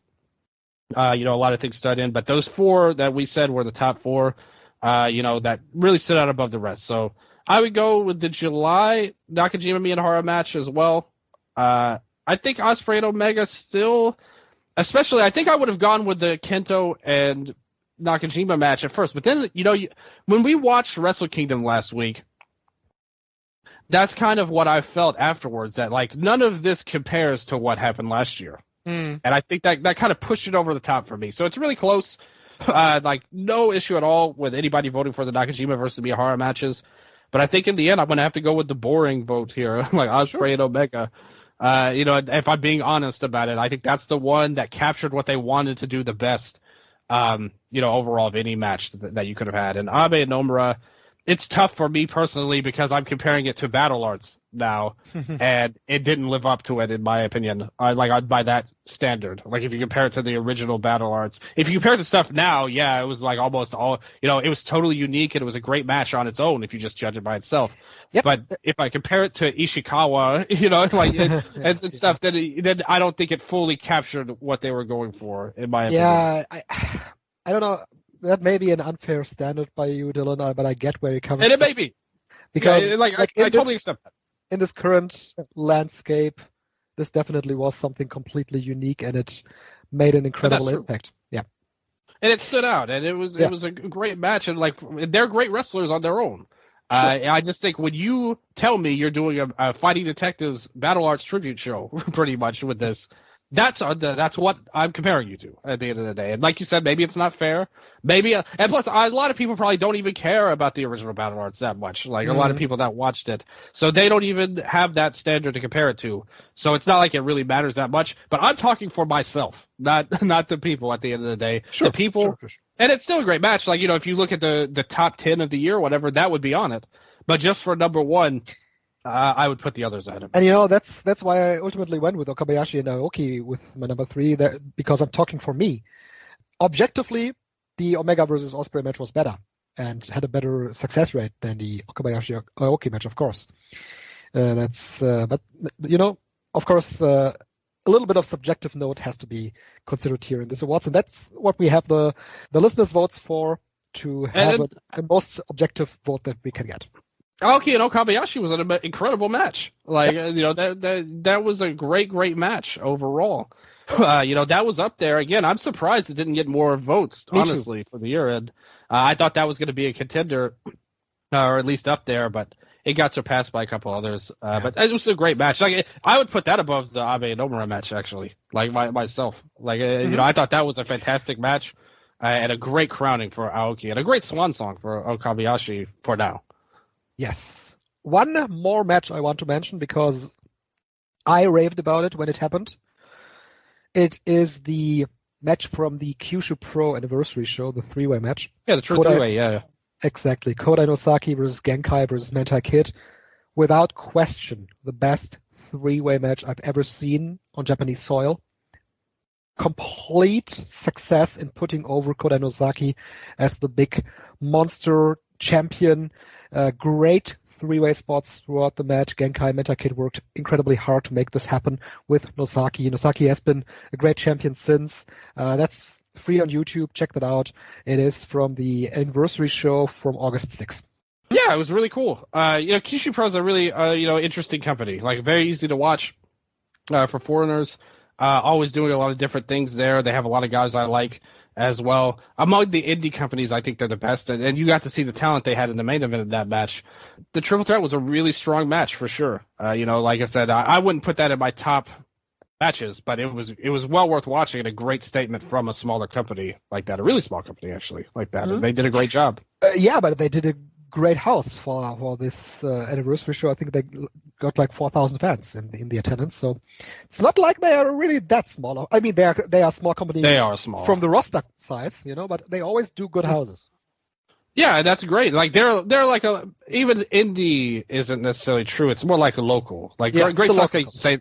Yeah, great Sasuke used to say about Michinoku Pro. It's not indie; it's a regional company out there, and he'd get mad if you say it's indie. So I will give Kyushu Pro the respect of being a regional company and a successful one. They're a good company. Like they're really fun to watch. Like if you have time, make time for them because they have a lot of really good guys like Sasaki, you know, Mentai Kid. All those guys are good. Yes, they truly are. Good. This brings us to the Kawada Taue Best Tag Team Award. And it wasn't close, after all.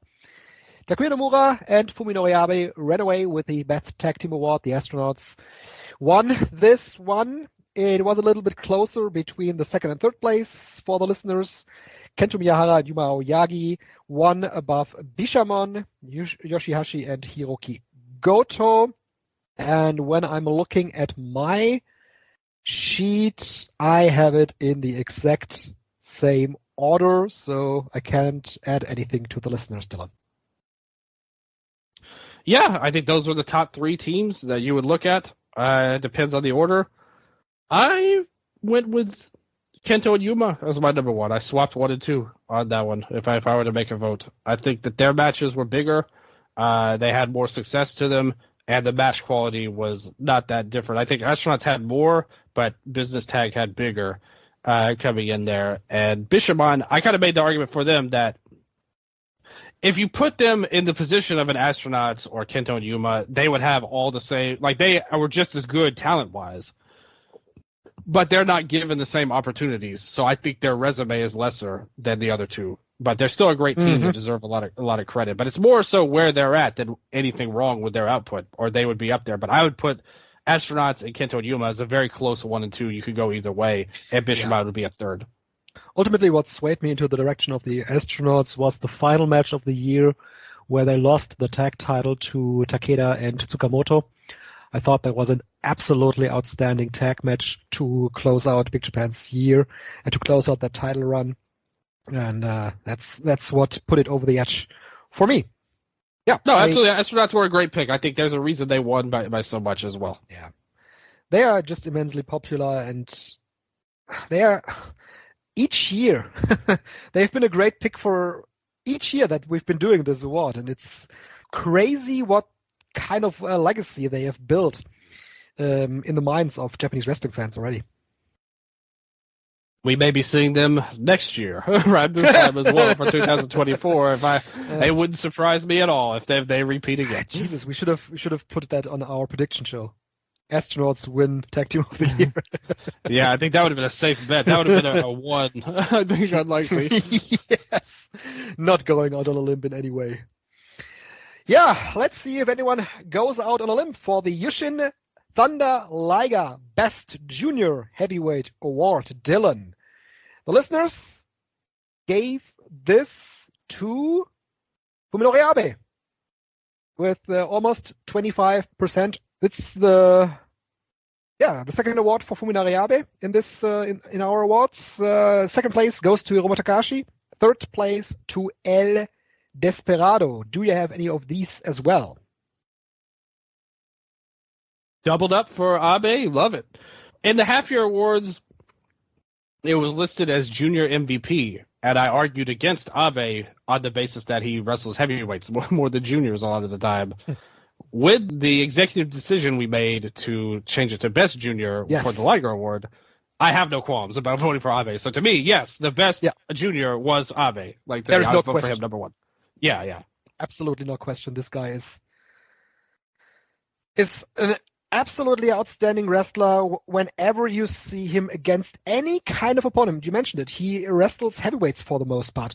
When he is in match number 1 on the card wrestling a rookie, he puts out an incredible performance to make the rookie look great, and to have him wrapped in his holds and to make him still look good by that. If he's in match number 2, if he's in a comedy match, he excels in these comedy matches. If he's in the main event, he will do great business with a guy like Takuya Nomura, like we said. You can put this guy on any position of the card and he will be one of the best wrestlers. It's absolutely astounding.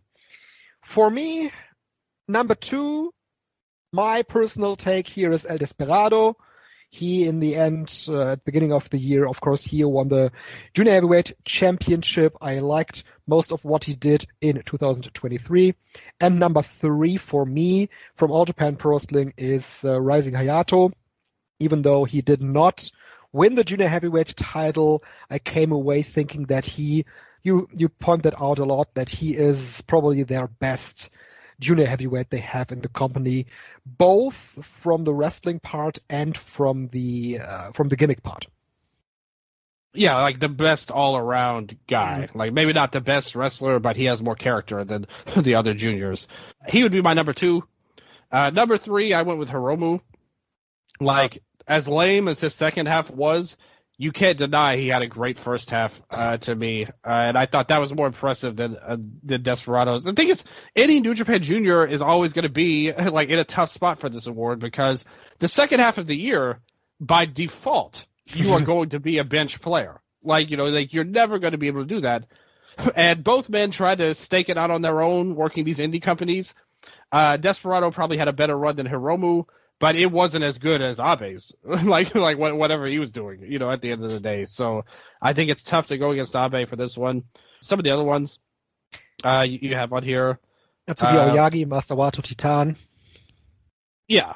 Titan was like a late game player for this. Like, he came in with like 3 votes on the last 10 votes we got. Oh, okay. A lot of people like rounded up for him at the end, which he deserves a lot of credit for his best of the Super Junior run.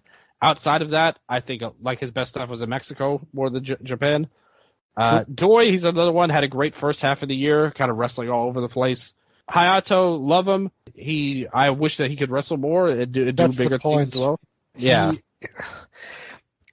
The Hiromu Takahashi match, I thought, was good, not outstanding. And that's just the thing. He couldn't wrestle so much, and that's why I couldn't really put him in any vote. Yeah, he's great. Like, no doubt about it. If he could wrestle as much as Abe, he'd be up there, but that's just not the case right now, unfortunately. The others were all interesting. What about Hirata? I was just going to say, I'm surprised that he got so few votes, because I think that 2023 really was a career year for him, that they finally accepted him as a standalone player to be a draw for the bigger shows. I would have thought that he could have had a shot to make it to like place 4 or 5. Yeah, I think DDT comedy wrestling is always like, why would you pick him when you could pick Abe? Like, as a vote. That's right. That is right. Like, Hirata's cool, but like, come on now. Like for the best junior of the year, we have to be realistic. I can't argue that point. Yeah, I mean, a lot of these guys, that's kind of how I feel. But I think you could argue for them if you didn't see Abe at all. I think like if he just was under your radar, you only watched like the big companies, then I can see it. Because really, Abe's run, the biggest company he had was All Japan, and he didn't blow the roof off during the junior tournament, and he wasn't able to. Like it was the tournament's problem. It wasn't his fault. Like with the 10-minute time limits always on the undercard, blah blah blah. Yeah, but he does. Yeah, and that's maybe that also goes to the next award too. But Abe won anyway, even despite that. Even though with the smaller companies, he still beat all the New Japan guys. So he deserved it. And he doesn't even have a profile as the biggest singles wrestler amongst them all because he's used much more in tag team roles. Yeah, exactly. Yeah. Do you have anything else? Anyone else to add, or anyone else you want to discuss for the juniors? No, I mean I think the other ones. I wouldn't really put any of the others up to even think about personally, with all due respect to them. And then we've got a lot of interesting guys and some good wrestlers, don't get me wrong. But I don't think their years would be compared to the top people. I can't, for example, you mentioned Titan, best stuff in Mexico. He was in for a couple of tours, of course. But you can't really, I can't really put a case out for someone like Mike Bailey or for Leo Rush. They only were in for one tour and one match in October that Leo Rush was out for even. And so I can't. Leo had a match in March, which was a great match versus exactly. Hiromu. Yes. Yeah. That's true. Those were individual performances in some parts of the year. Yeah. Even though you said it by default, the second half of the year doesn't really take place. Still, though, there is a full year of other junior heavyweight wrestling that you've seen, except for those. Well, and that's the thing. Like that's why the New Japan guys are always behind the 8-ball. It's not a positive; it's a negative. They're on the bench. Yeah, that's right. What about Kushida? Did he get a vote? Yeah. I wouldn't put him in any category, actually. We had not any of the categories that we have. I would give any vote for him. Strong words from Stricker right now on Kushida. Would you? No, of course not. Strong words from Dylan.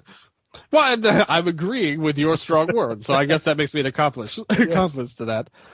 We had Kosei Fujita got a vote, Indakara got a vote, Balyanaki, Callum Newman. But he just came in at the end of the year on top of it. He didn't even have a full year.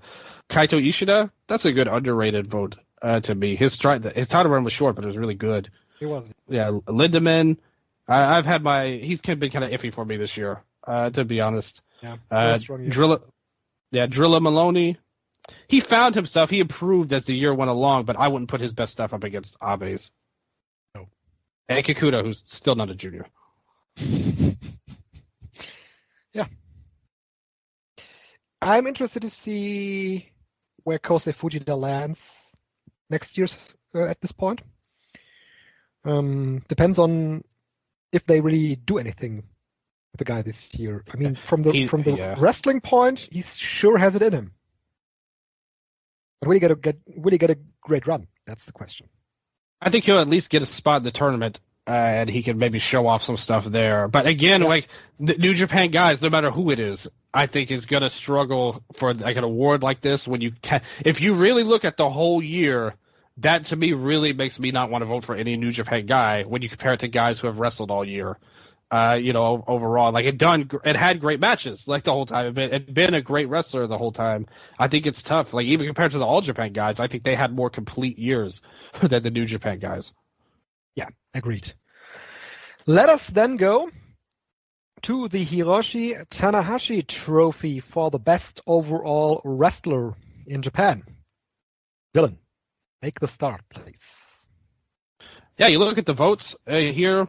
There was so much going on. There were so many different votes from a variety of impacts, and some people from other awards even getting to cross over into this. But in terms of those who got more than one vote, you had Zack Sabre Jr., Tetsuya Naito, Yuma Aoyagi, and Chihiro Hashimoto. All have two. Aoyagi jumped ahead. Sorry about that. It was Sihash, Naito, and Zack all tied. Sari got 4 votes. Aoyagi got 6. Abe got 7, so he not only got votes for the best junior, but also the best overall wrestler. Okada came in at 9, and Nakajima just ahead of him at 10, which I thought was an interesting pick there. The top 2, though, it was pretty close, like within 10 votes of each other. Kento Miyahara, second place, and then Will Ospreay, number 1, gets not just the best foreign wrestler, but the best in-ring performer of Japan in 2023. Yeah, what do you say? We kind of talked about that earlier. Like, my issue with him, and like if you look at the peaks and even the quantity, like because he wasn't here all year, but if you look at the quantity, if you look at his cage match guide, he's got like 17, 18, 19, 20 matches above 7 or 8, for this year, which would be up there with anybody else. But it doesn't appeal to me that somebody's not there all year at the end of the day. Like that, I will usually go for others at that, at that station. Yeah. But I do think he's worth a mention. Like he deserves to win. Just for me, I would pick, when you look at the overall year, and I think compared to everybody that he'll go to, and this is just the in-ring. This doesn't count importance or titles or any of that stuff. This is only about your wrestling. Yeah. I think the most complete run, which had the consistency and the peaks, because he was up there. We talked about him in Match of the Year. I would go with Kento as my pick. I also have Kento. That is, when you look at his year, started with the amazing match with Takuya Nomura. He then had the title defense against Yuma Aoyagi, which was also great. The match with Nagata was great.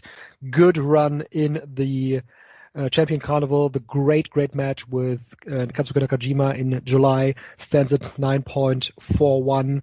Then in October, the match with Aoyagi, 9.03. The final match on December 31st, 9.33. Plus the tag team run with Yuma Aoyagi. I agree with you. This is a complete run for someone that deservingly so, in my opinion, would be called Hiroshi Tanahashi Trophy winner. Absolutely. I think Aoyagi is also close. The problem is he doesn't have the Nakajima matches that Kento had. His match was really good with Nakajima. Don't get me wrong. That was a great match on its own, but it just didn't have what the Nakajima matches with Kento had. Just a bit short, in my opinion. So I would go with Kento as the in-ring best wrestler. I also think that, again, if you look at his resume, I think if you just judge it by match guide, cage match ratings, match quality, I don't think he would have the same like depth that maybe an Ospreay or somebody would have. I think Ishii, though, if you look at his year, it wasn't up there in terms of the match of the year candidates, but look at his run in the G1. He was facing a lot of guys who were kind of unproven, not having a lot of great matches besides him. He was having everybody's best match. Well, in there, Kingston, I thought, stood out as one of the best matches of the tournament, and Kingston didn't really impress me, or any of us, I think, with the G1. No. And his match was great. Him and Nichols was amazing. Great match. Him and Hanare, banger match. He was having great matches with everybody. Finlay in the New Japan Cup, he had one of his best matches. And I'm sorry. And I think, the thing with Ishii is if you put him in these other guys' roles and gave him all the opportunities that they had, I think they would do great. I think he would do as great as they were, maybe even better. But I think if you put them in a tag team with Toru Yano, none of them would have a 4.5-star match. That's impossible, except for him, which he did. And I think, until that happens, he's the best wrestler. But the resume doesn't coincide with that because he didn't have the opportunities, unfortunately. But I think if you look at just his wrestling, it was really as strong as ever, maybe even stronger than usual, because he was facing a lot of weaker competition and getting the most out of them and bringing the best out of everybody he wrestled, which I don't know if you could say the same for everybody on this list. Yep. Yeah, that's true. I'm looking at Katsuhiko Nakajima, got a lot of votes as well. You mentioned that. And I thought that was interesting. Yeah, it was interesting because I wouldn't put him out there. No, me either. He did not have an outstanding run in the N1 victory. The outstanding stuff happened only at the beginning of November until now. He didn't have anything outstanding before that in 2023. We had the match with Shingo Takagi that was very good in January.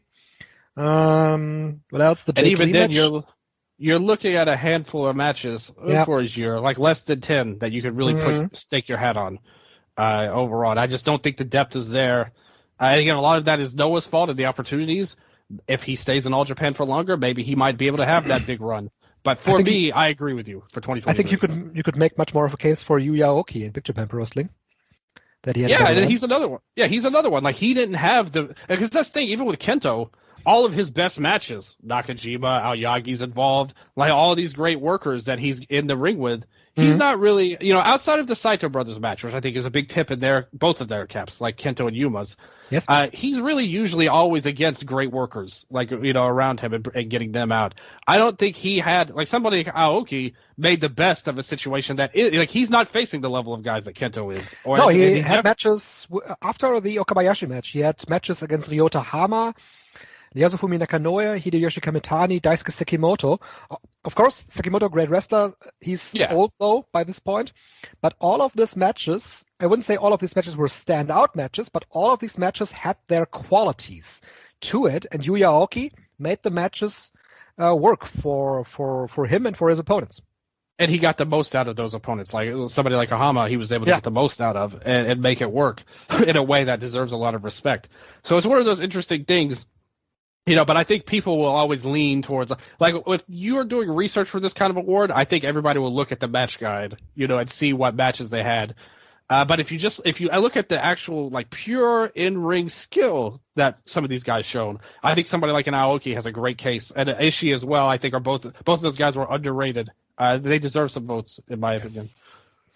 Yeah. So overall, my top places were Kento Miyahara, then Fuminori Abe, and Yuya Aoki. That's my top 3. And the Osprey vote, of course, much like you said, we discussed that with the Best Foreigner Award already. So that is something that we took, that really, really look out for. Yeah, and he had more matches than you might think on paper because it just feels like he was there for a couple of months out of the year. But like I said, if you still look at him, he still probably had 10, 15, 20 matches that were up there that were like, and then the top peaks were like match of the year level. So I understand it, but I would still go with Kento. Interesting though is, we said it specifically, the Hiroshi Tanahashi trophy can also be won by a female wrestler, but no female wrestler really got any big votes behind them. The biggest is probably Sari, right? Sari got the most votes for the women. Shiro Hashimoto got some. Sari was the best wrestler in Japan, for the Joshis. I would agree, yeah.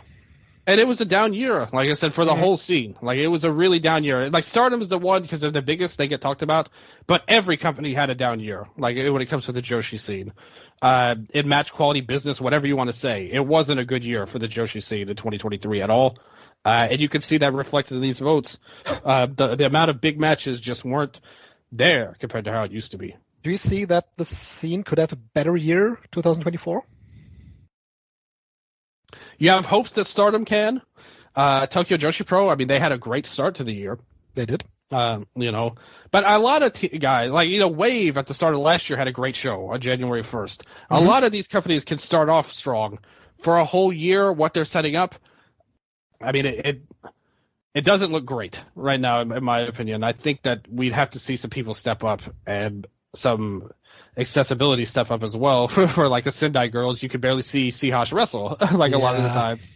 Overall, they're just small. Like, these are small companies. At the end of the day, we have to recognize that and be fair about that. And for the most part, these companies use the same crop of talent.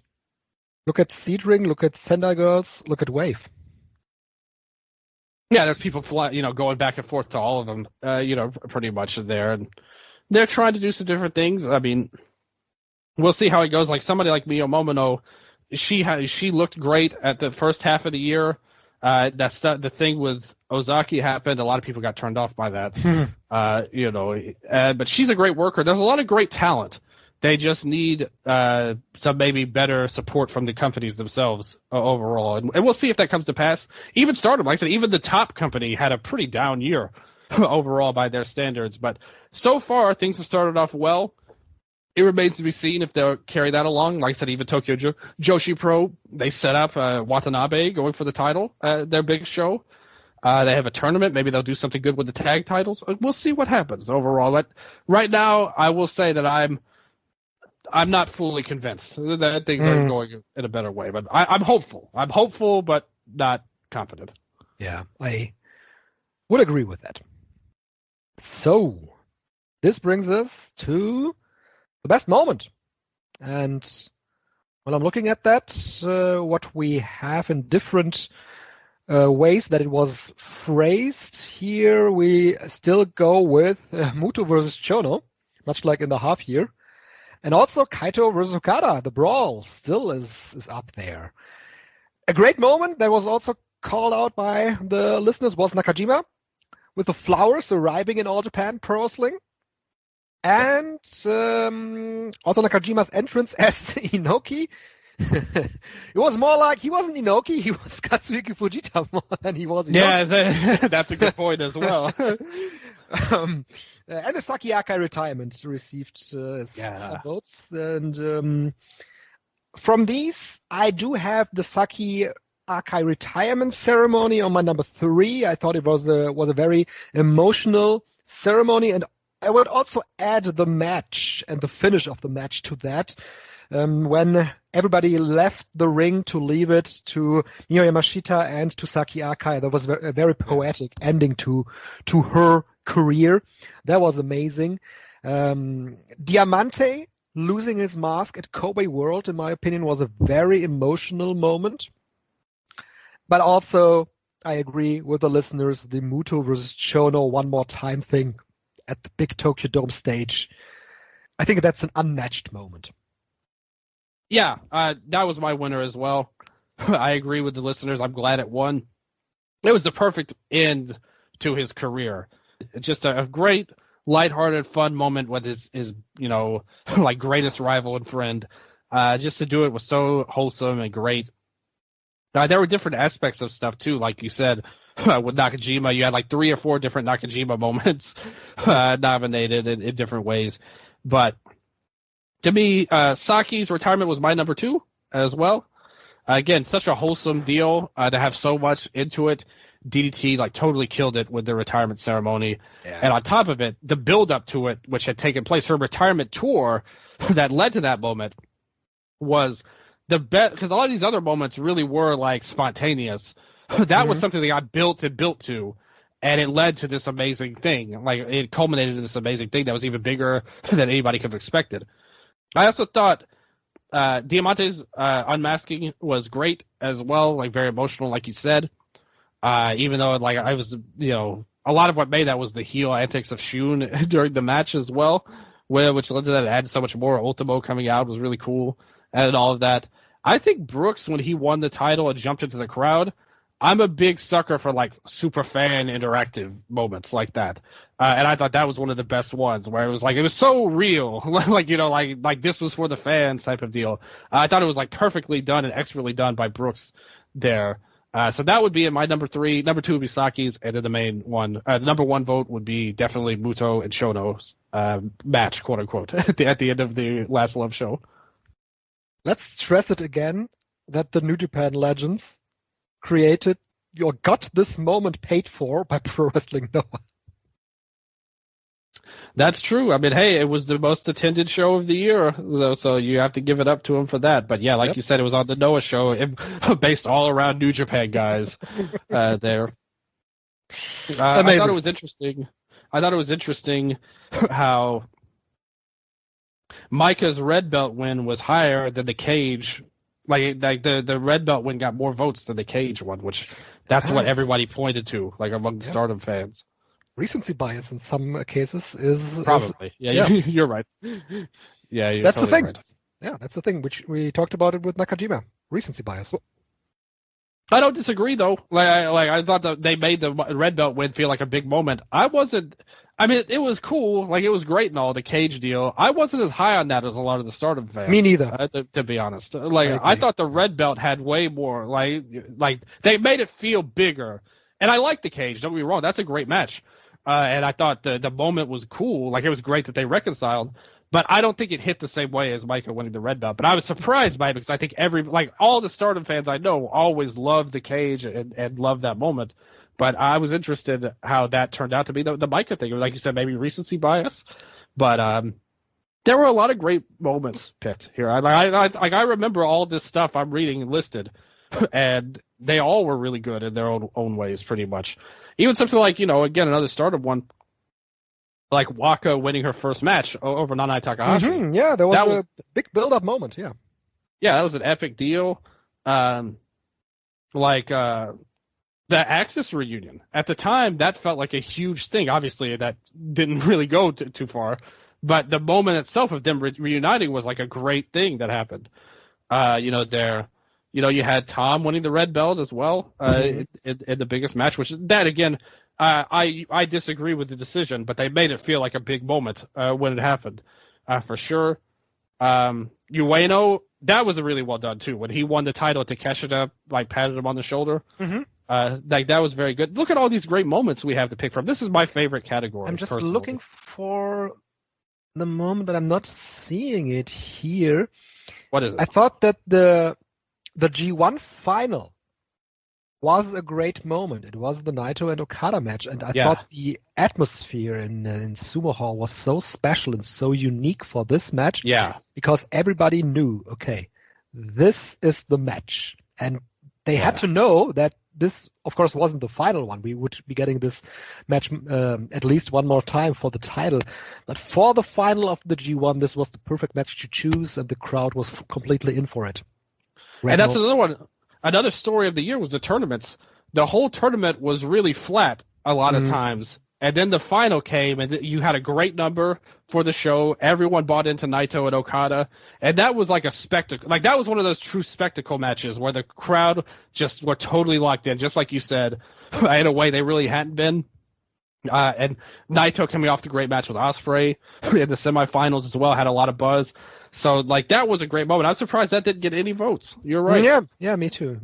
What got a vote was Titan getting to the BOSJ final over Hiromu Takahashi. That was a great moment, I thought. Oh, that was a stunner. Yeah, that was one of the more surprising moments of the year. And I love Titan. I've always loved him in CMLL. To see him get this success was unbelievable. I would have never predicted it at all going into the tournament. I just thought, if you had told me Titan's going to the finals, I'd have been like, you're crazy. That's never going to happen. And then they did it. And it was awesome. And I mean, that final, that's another one for best bout. Titan and Wato was an amazing match. But it kind of gets lost in the shuffle, sometimes. Maybe, again, by that recency bias.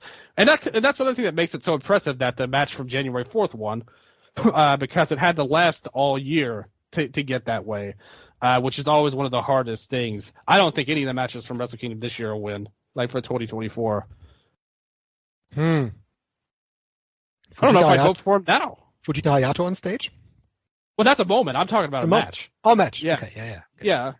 Yeah, that's a great moment, but I'm talking about a match. I don't think any of these matches from Wrestle Kingdom would win this year. I don't. And I'm saying moments one thing. Moments can last, but full matches, I think that's really tough. When you start off at you get a January big match, I think that's really hard to last over the whole course of the year and be the best match. So we'll see. Again, it's not guaranteed. Like I said, I'm not certain I'd vote for a Wrestle Kingdom match of the year right now. like 2 weeks in at the moment. You had the Tokyo Joshi Pro match, and Shuri and Mayu are both up there too. So we'll see. But I just think it's impressive that we have all these moments here. Like I said, this is my favorite category because these are all really cool, great things that we all got to witness together. That's really cool. Now we're getting to the real big meat of the show with the two top categories. First of which is the Manami Toyota Trophy for the Yoshi MVP. Clear winner with Julia, followed by Sari and by Tam Nakano, who by a small margin defeated Mio Yamashita, who landed on number 4. Interesting is Mayu Iwatani only on number 5. Dylan, Julia, I would say she's a no-brainer. She was not in my top 3, personally, so I disagree with you and the voters here. Nothing against Julia, this is her booking that caused this. When you look at it, if we had started the first half of the year, yes. I think since then, if you look at her title reign she's had with a strong title, she's kind of been 50-50, honestly. Like, a lot of her matches, I thought the Risa Sera match was atrocious. Like, one of the worst matches I've ever seen her have that we had for the title defense. The U match was very disappointing. Like, I was very hyped for that, and it was good, but it wasn't even that good. It was, like, solid. It wasn't bad, but it wasn't good either. Then you had the end of the year, she started to pick it up again against Azumi and Megan Bain. She really turned it up. But then you had the moment with the artist titles, which was cool and all, but not as transcendent as the three that I would say I would have on there. And here's the thing. It's not just Julia. I don't think any Stardom person has a credible case for this, unless you count my pick, which only had one vote. But if you look at her year, I think Ano has the best overall resume. Starting out as the Ice Ribbon champion, had a great match with Totoro Satsuki, and I love Totoro. But I think it's like to have a match that quality is very rare with her. And Sari Ano got the best out of her. Her artist title reign, I thought was way with Restart and Natsupoi and Kairi. That title reign was way better than Donna Del Mondo's artist title reign. In my opinion, I thought they were a lot better, and she was the star of the team, actually, like in a lot of ways. Then you had her singles run. She was arguably one of the best people in the tournament, having a match against Julia, which is one of the best of the tournament, and then really going on and having a complete run throughout the 5-star. She had 2 great matches. The tag team with Natsupoi got the titles and unfortunately had to end early due to Poi's injury. But she was great at both of their title defenses as well, and her win. Then the singles matches with Mirai were both very good. I thought was the best match on the year-end show for Stardom was their match, and she actually won the title at the end. So she had accomplishments, she had titles, she meant a lot to the scene. I think Ano is the pick for MVP. I don't think Julia made that much of an impact for Stardom because she wasn't allowed to, because she was slotted how she was. I was going to ask you, Dylan, are you making a pick for an MVP or are you making an in-ring pick? Because most of the arguments that you made is more of an in-ring wrestling pick. But she was important to, like, look at her as the champion in Ice Ribbon earlier in the year. She really got Totoro Suzuki's reign going. She helped Kairi along, helped make the tag team title stronger with Natsupoi. Unfortunately, the injury cut it short. And then ended the year with a white belt win. So she wasn't the top champion. Yep. But neither was Julia for most of the year. For most of the year, no. For Julia, though, I think it's just she is the most talked about and focused woman whenever someone brings up Stardom, and for Stardom, she's that woman that gets the most attention for everything, for anything that they do. Not on the top of the promotion, but she still had the run with the strong title. Quality-wise, you can definitely say that isn't the best run, but still, though, it is always an important match on the cards. I think it's a stretch to call it important. I think it's a mid-card role that she was slotted in, unfortunately. She should have been the MVP. She should have been higher. Yes, but she wasn't. If you were going to pick somebody with Stardom, you would think it would have to be Nakano. She was the red belt champion and the double champion at some point as well. But her reign wasn't very good. So her reign wasn't, and she missed most of the year. Well, not most of the year, but she did miss most of the year. That's wrong. Some portion of the year. Not enough to change. Like, if she had a good title reign, it would be the MVP clearly. But to me, her title reign wasn't that successful. And like, the thing is, it's a shame because, again, if you look at Nakano's matches, they're all really good. Like, she's a great worker. But things went way down with her as the champion, and Julia wasn't even in position to be a main event draw or anything like that this year. So I'm a little puzzled. But I think what you said is ultimately true. She's the one that people talk about and know. Yep. Like, she has the most name value. That's why I said it's a no-brainer.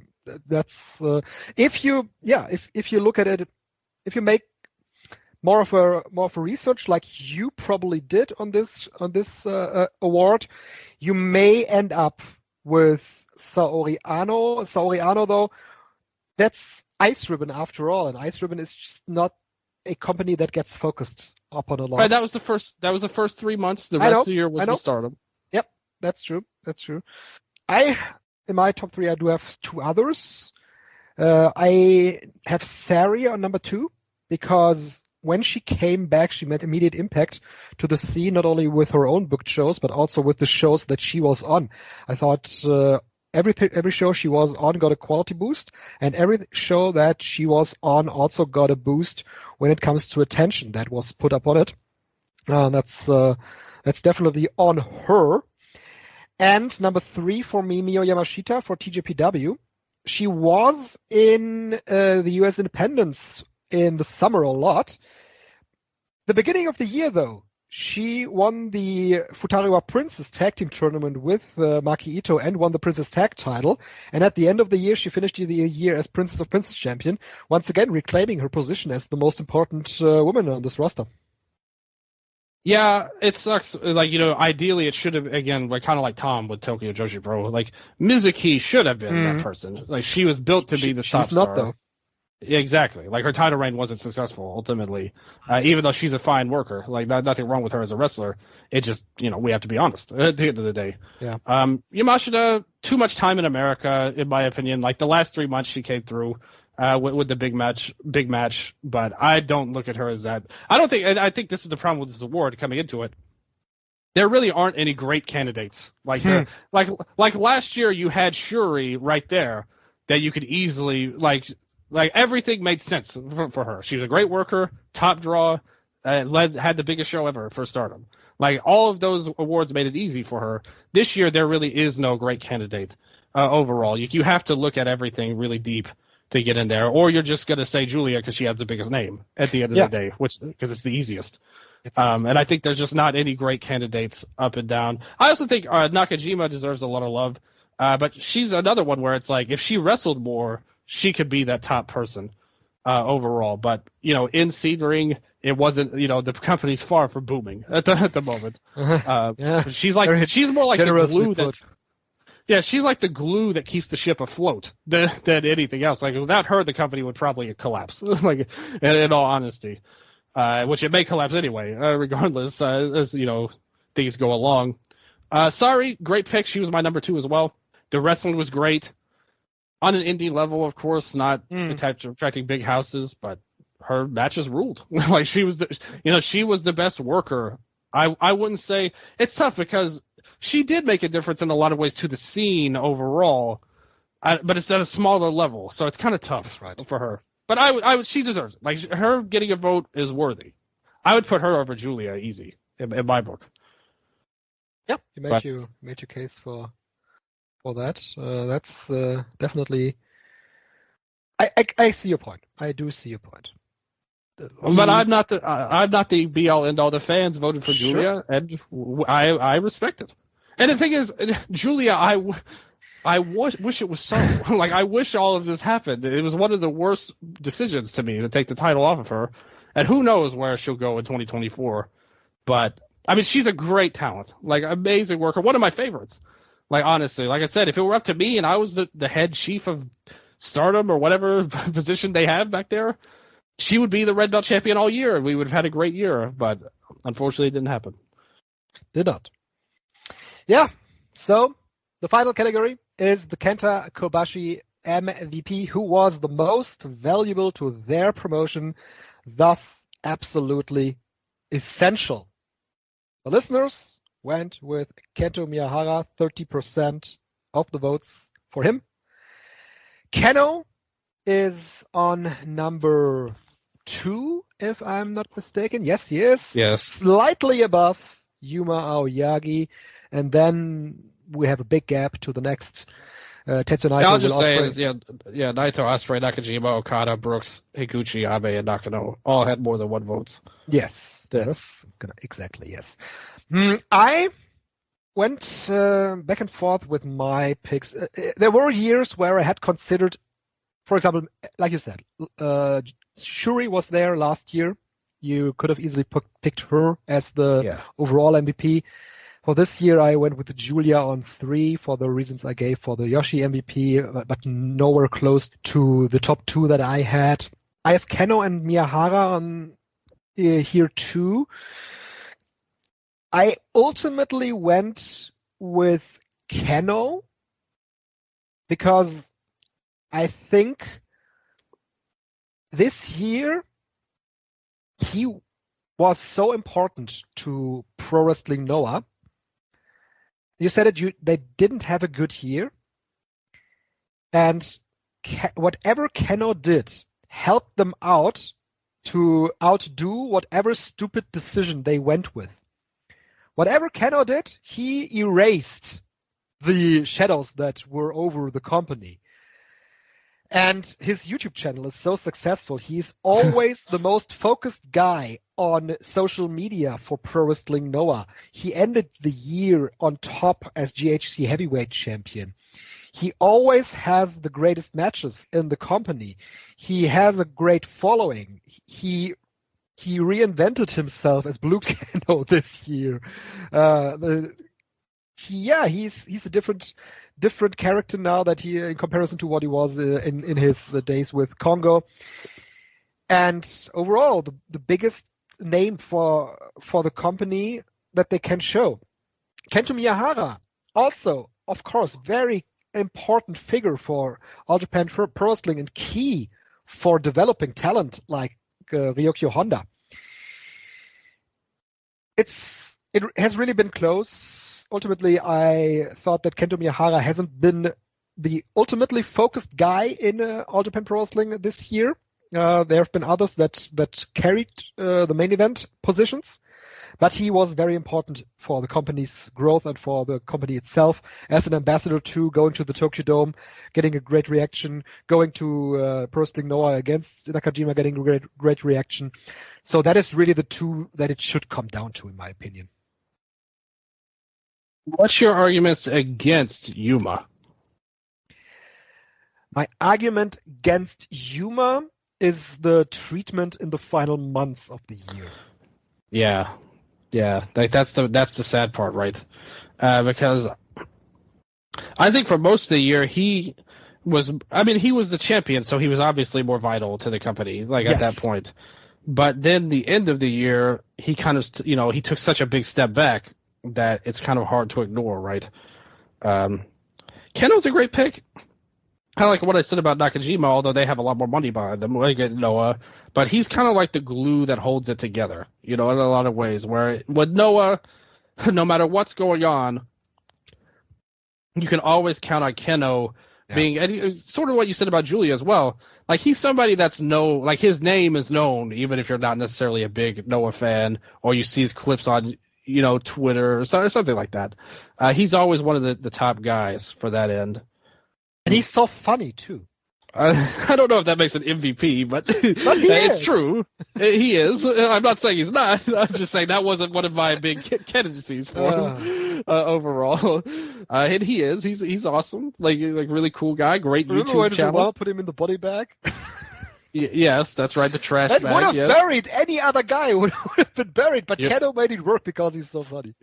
You're making a good case right now for Keno. I do have to say, I feel bad because I think Aoyagi for the whole year was the most important, but like the end, like you said, that recency bias is still there.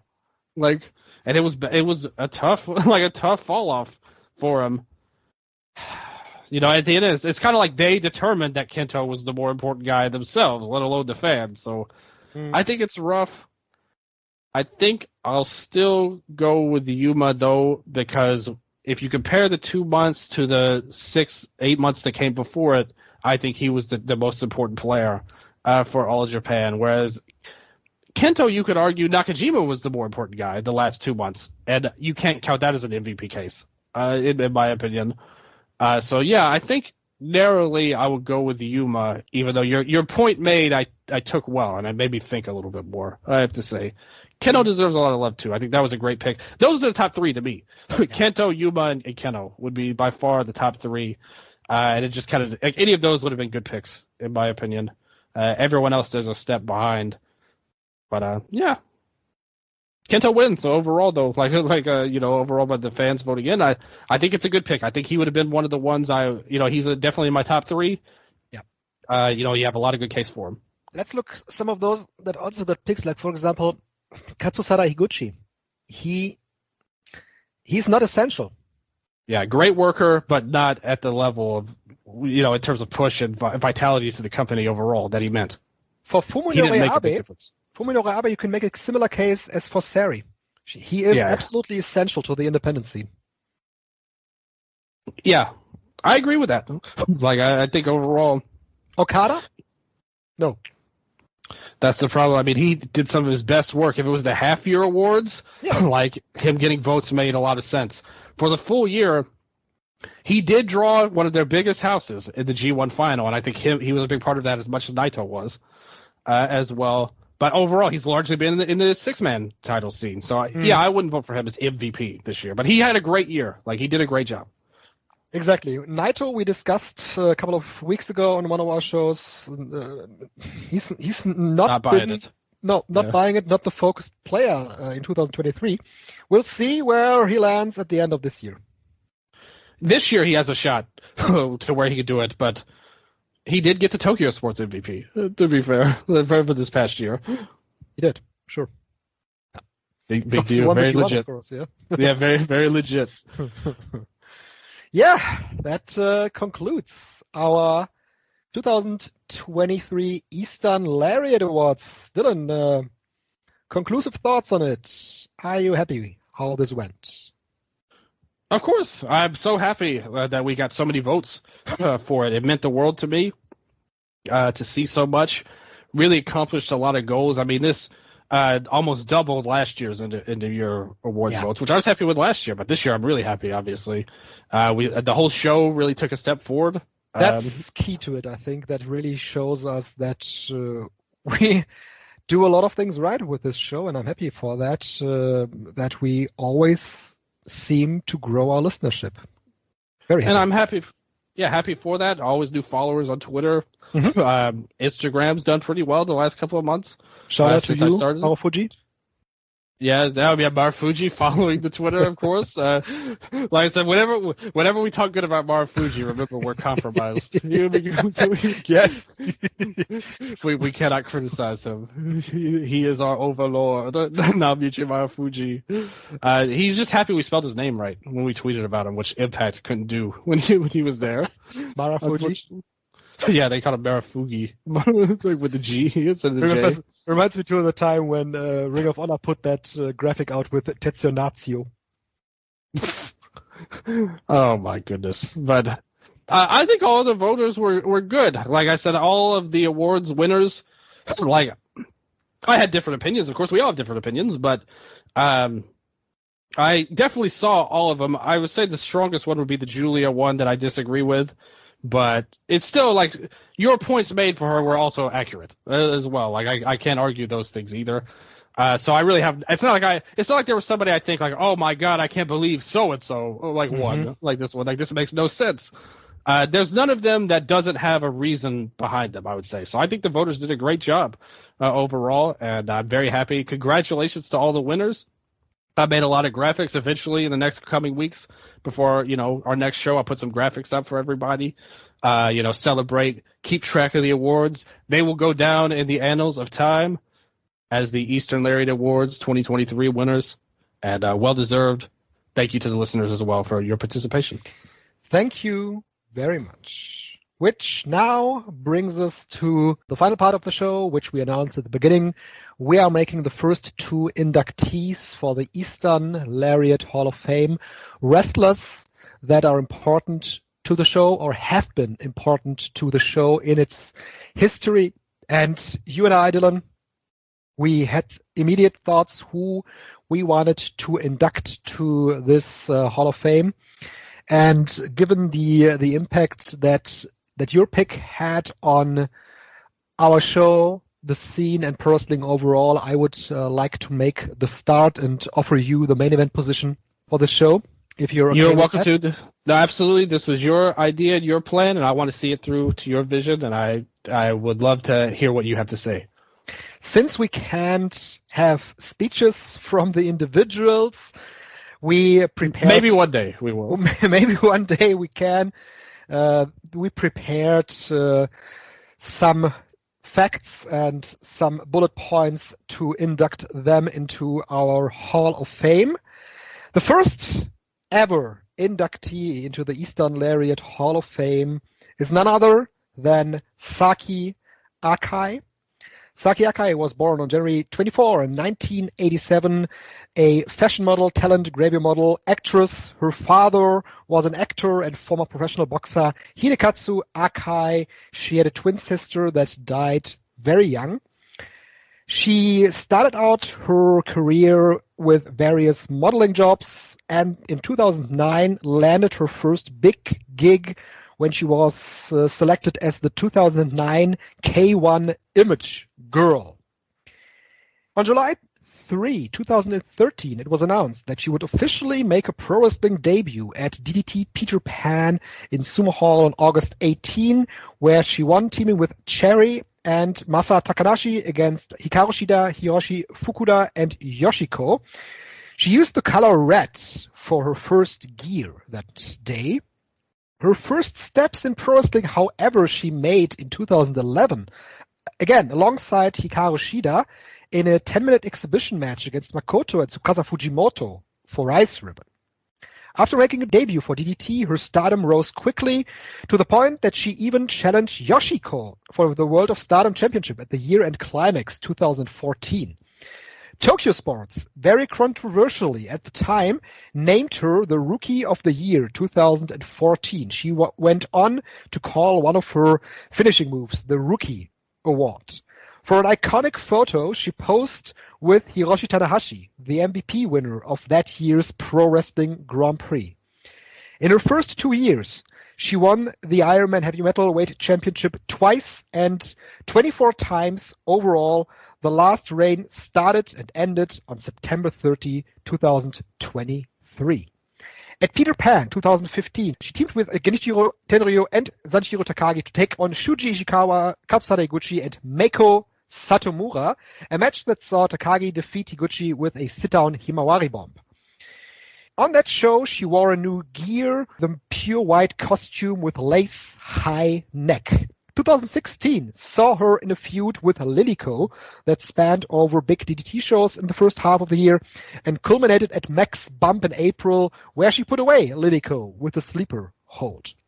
She also began wrestling for TJPW as a member of Bishiki-gun and later formed Neo Bishiki-gun as Saki-sama, a group that saw their biggest success capturing the Princess Tag title 3 times and saw their heyday in 2018 and 19.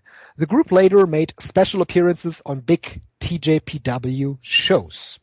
The first rather highly ranked matches were against Shoko Nakajima in September of 2015 and Mio Yamashita in January 2017. However, she only competed for the Prince of Princes Championship 1 time at TJPW Stand Proud 2021 against Yamashita. What led to a growing popularity was her intergender wrestling in DDT.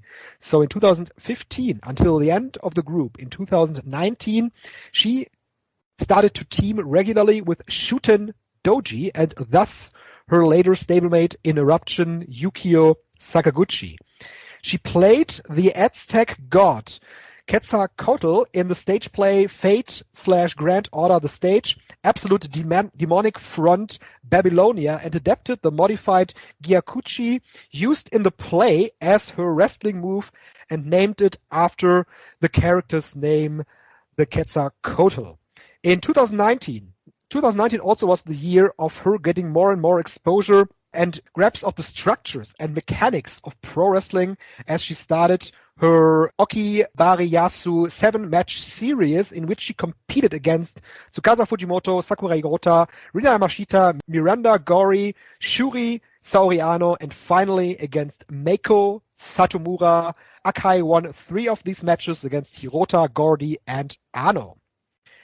The formation of Eruption in January of 2021 cemented her popularity in DDT both in Japan and overseas. The group went on to win the KOD 6-man tag team title twice and captured the All Japan Pro Wrestling World 6-man tag team title, holding it simultaneously with the KOD title in 2023. On February 28, 2021, her photo book Lip Hip Shake pinned the Young Bucks autobiography and took the Ironman Heavy Metal Weight Championship and held it for 14 days. 2021 also saw her branch out more and more to different groups such as Seadring, Marvelous, Wave, and Sendai Girls. The highlight of that year, however, and also one of her highest rated singles matches, took place at Max Bump 21 in front of an empty Kirken Hall when she lost the Ironman Heavy Metalweight Championship to the Extreme Champion Chris Brooks. April 9, 2022, she formed a tag team with Yuki Arai called Reiwa AA Cannon, and they faced Rika Tatsumi and Mahiro Kiryu, and Arai finally got the pinfall in that match. Later the same year at Summer Sun Princess, they defeated the Magical Sugar Rabbits to win the Princess of Princess Tag Team title, which they lost to Wasteland War Party on January 4, 2023. At Judgment 2023, Saki Akai defeated Masahiro Takanashi in one of her final singles matches and then traveled to the US with DDT to face Britt Vixen and Dark Sheik at the Collective shows. On May 24 of last year, she held a press conference to announce that she would retire after the Sumo Hall show on November 12th. And you mentioned it, Dylan, her road to retirement saw her team with Asuka, for example, with Asuka and Maya Yukihi to beat Rina Yamashita, Shoko Nakajima, and Takumi Iroha at Akai's 10th anniversary show on August 13 when she pinned Nakajima with the Quetzalcoatl. She had two defenses with the All Japan six-man tag team title before losing it to Maya Yuki, Mayumi Osaki, and Zuwama in October. And for the final time on September 18th, she formed the Reiwa AA Cannon with Yuki Arai in Nagoya, and they defeated Yuki Aino and Moka Miyamoto. After the match, Arai asked Akai for her first and last one-on-one fight, and it was decided that it would be held in Kirken Hall on October 27th. There, Saki Akai took the win over Yuki Arai. Then finally, Ultimate Party 2023, DDT presented Saki Akai's retirement match, Strong, Noble, Beautiful. Akai teamed with Yuki Sakaguchi and Hideki Okatani against Naomichi Marufuji, Katsutada Iguchi, and Mio Yamashita. Like I said earlier, after 20 minutes, everyone but Akai and Yamashita left the ring in order for Yamashita to hit her skull kick on Akai, putting an poetic end to her 10-year career. During her retirement ceremony, she received a request from President Takagi to remain in DDT as a behind-the-scenes staff member, which she accepted. 2 days later, she launched a retirement project on the crowdfunding site D-Plot to give back to DDT, company that supported her for the past 10 years, and she plans to use the donation amount to give away new rings and training equipment to DDT and its wrestlers. And therefore, for this career, for Saki Akai always being a talked about topic on the Eastern Lariat, she very much grew on me in the last couple of years and improved a lot over these years. Therefore, Saki Akai is the first inductee to the Eastern Lariat Hall of Fame. Well deserved, especially on the year that she enters her retirement stage, graduating from wrestling, as many people would say. Like you know, we've seen basically her whole career. Yes. On this show, and we've gone through the ups and the downs. Definitely early on, I really didn't think she was definitely more of a model than a wrestler for the first part of her career. But to grow from that and to put in the effort that she did and really grow into one of the, like, a very vital part of DDT itself. I think that shows how much heart she showed, how much she brought to the table, how much she was able to accomplish in her career. I think she's absolutely had a great career.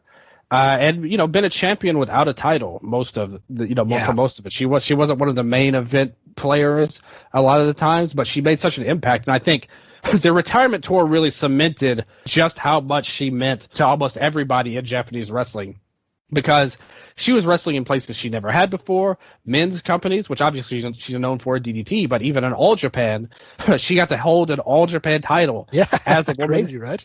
Yeah, that's so amazing and well-deserved. I got a great response. Everybody loved Eruption. Her legacy continues on through Sakaguchi and especially Okatani, who adopted the Quetzalcoatl as his finisher. I tried to pronounce it right. I'm half. No, you're good. You were fine. You were fine. But somebody that really appealed to everybody, did great work throughout her career, and like you said, started in a unique place, did some great things. You know, she was somebody. She actually made an appearance in the game Ryuga Gotoku, also known as Yakuza 6. She, like, her body and her voice was also in the game as well. And we got to hear her sing a song, actually, in the karaoke minigame. I know some of my Yakuza fans out there are going to know what I'm talking about right now. Kaneshiki Butterfly right now. But she was very talented. Flosh is vibing right now. I could go over that whole song, but I won't sing it as good as she did ultimately there. So I won't torture Striga with this after this great award show we put together on there. But she was great in it.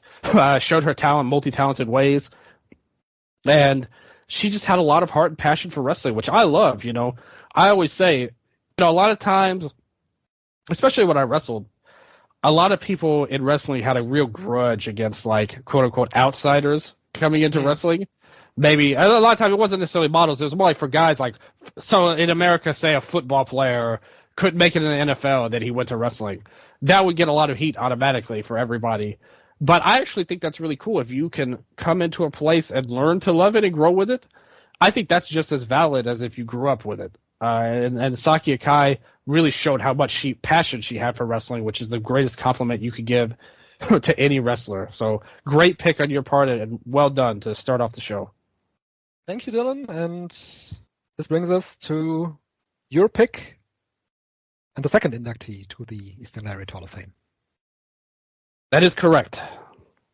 And I am definitely proud to announce on this award show, I didn't have the bullet point style things in terms of matches and moments and stuff. I had bullet points to say, and I'll give this speech how it goes, and we can judge how it goes. Yeah, we did not talk about. We did not hold a production meeting. We just went with it. How we just thought it would be a good way to induct these wrestlers to the Hall of Fame. And I thought about talking this through with you, Dylan, but ultimately I thought it would be better if each of us just does it the way that think it would be right. Yeah.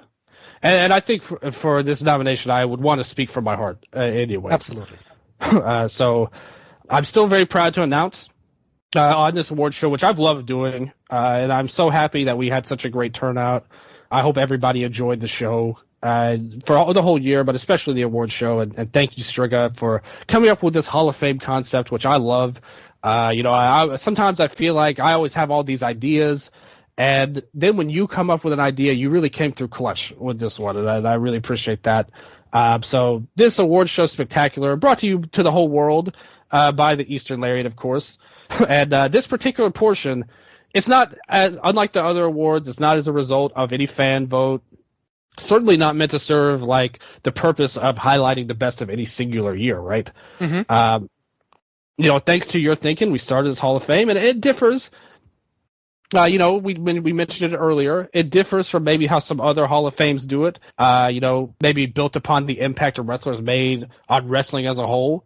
But for this award, it's not just wrestling as a whole. It's specifically this very show, which we built into what it is today over 8 years, with the origins going back even further than that, with the original versions. But with those qualifications, it's going to lead us to think of who impacted us. And that can come through in various ways. You know, maybe their longevity in relation to the show. Like you said, with both of these nominees, we saw their whole careers through the lifetime of the Eastern Lariat. Maybe they had amazing moments in the ring, great matches, the kind we would talk about on the award shows, and stuff like that. Maybe they challenged our thinking, kind of like Saki. They challenged us. You think one way at the start.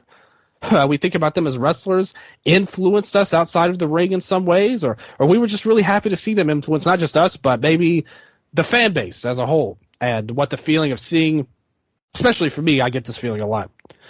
Maybe if it didn't even touch me that much, it can touch me if I see a number of people, more than just myself, having these amazingly happy moments, and sometimes their whole lives, you know? With certain performers, you could argue the impact they make reflects all of those things, bringing not just great feelings, but a true impact on us. And when I had the honor to pick a member for this first ever class in the Hall of Fame, I do got to say, for me, this was the no doubt no-brainer pick that there ever could be. I didn't think of anyone else. There's no doubt in my mind the person who's a perfect representative of the Hall of Fame for the Eastern Lariat and in the inaugural class absolutely has to include the dangerous flower, Hana Kimura.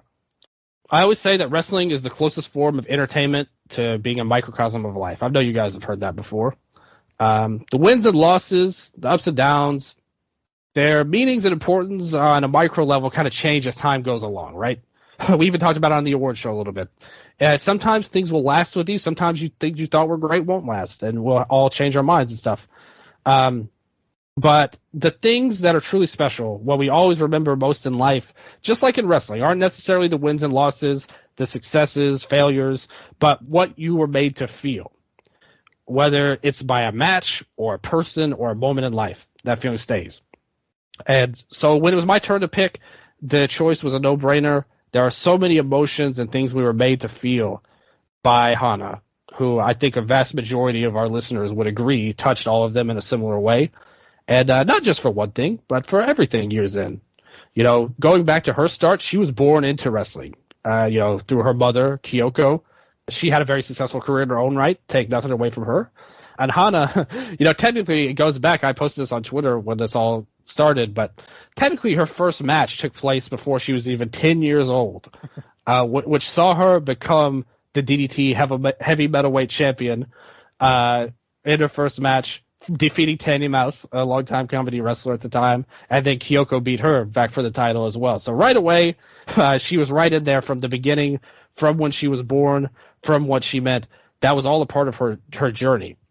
Then she continued on, even a few years later. She was a part of these shows that were kind of in between before Stardom started, after JD Star, these Fuka Festival shows.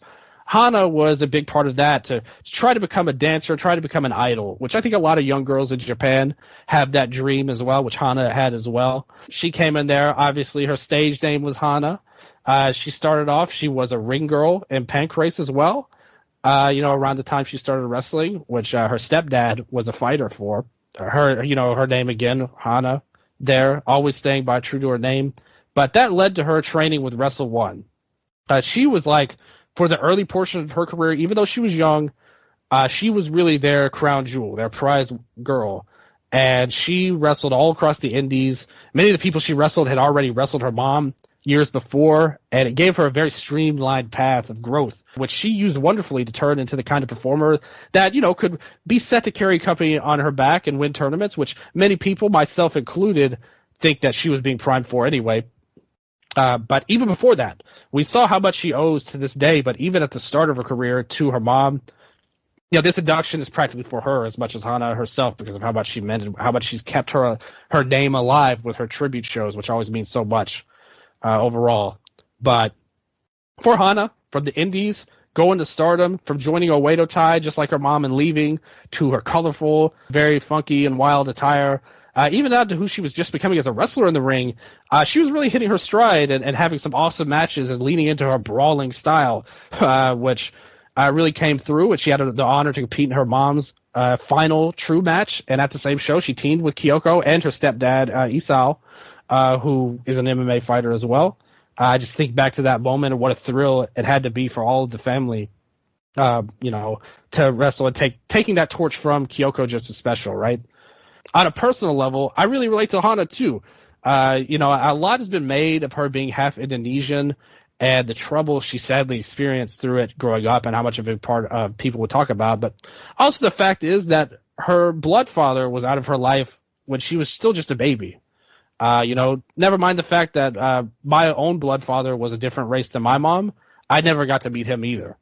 And I never knew the kind of love from a mom that's a lot of people would say, especially that Kyoko showed Hana. And that always meant so much to me. It makes me so happy when I think about how much Kyoko loved her and meant so much to her. And really, she was the reason that she got into wrestling in the first place. And Kyoko never resented her or blamed her for who her dad was or what race she was or any of that crap.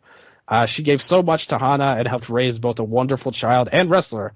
And despite the fact that Hana went through hard times, Hana showed her true spirit because, just like I said at the start, impact. She impacted so many people that had met her.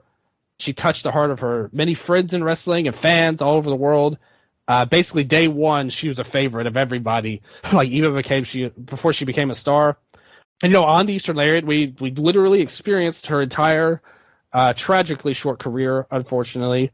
Flourish, her team with Vinny, Asuka at the time, was one of the most popular acts in Wrestle 1. They formed a tight-knit friendship beyond the ring, often shown together on social media. They would make little videos with Oedo Tai. She basically stepped into being a focal point right away. And even when being inexperienced, she was clearly being set up to be a top star. You could tell they saw it in her right away. And she was taken directly under the wing of not just her mom, but also Kagetsu, the leader of Oedo Tai at the time. They won the Goddesses of Stardom titles together early on. And that led to her striking out on her own, wrestling all over the world, telling people everywhere, don't boo me, I'm right, in Mexico. And one of my favorite memes to this day. She reached the world beyond Japan, which is something she clearly enjoyed. Traveling around the world, and wrestling was the spark plug for that. She reemerged as the leader of her own faction, the Tokyo Cyber Squad, working together with many wrestlers, not just in Stardom, but the international talent they would bring in. And winning, she won the artist titles with Konami and Jungle Kiona, and also formed a true bond of friendship with them as well. Particularly Kiona, who deserves so much in this world, and she meant so much to. In the ring, Kiona was definitely a big part of that help too, but in the ring, Hana, again, she was really growing, really becoming a great wrestler as time went along. She had big-time matches, and a lot of those are well worth watching this day, by the way, if y'all want to check those out. She had matches versus Kagetsu, Julia, Konami, all of her tag matches, her 5-star matches, like against Hazuki. That's my personal favorite. I still remember that match to this day. And although her career was cut short, I wanted to go back in time to our tribute episode, which we recorded just a couple of days after her sad death, and all of the fresh and raw emotions we felt and shared with the folks listening, which I think everybody felt as well. But I remember, I still go back to that show, and I remember I said I had hoped and prayed for Hana to not just be remembered for the last and worst day of her life. There are so many good things to remember about her and her happy thoughts that she brought to us all. She was a happy person for most of her life, no matter what life threw at her. She was a strong wrestler, but even more than that, she had a strong heart. She was a literal TV star. She was known all around the world. She got to be in the MMA ring girl deal. She started music videos. She was popular online, just an absolute star. Wherever she went, she knew it. She was beautiful, strong, kind, sexy, earnest, had a great work ethic. She was stylish. She was just so freaking cool.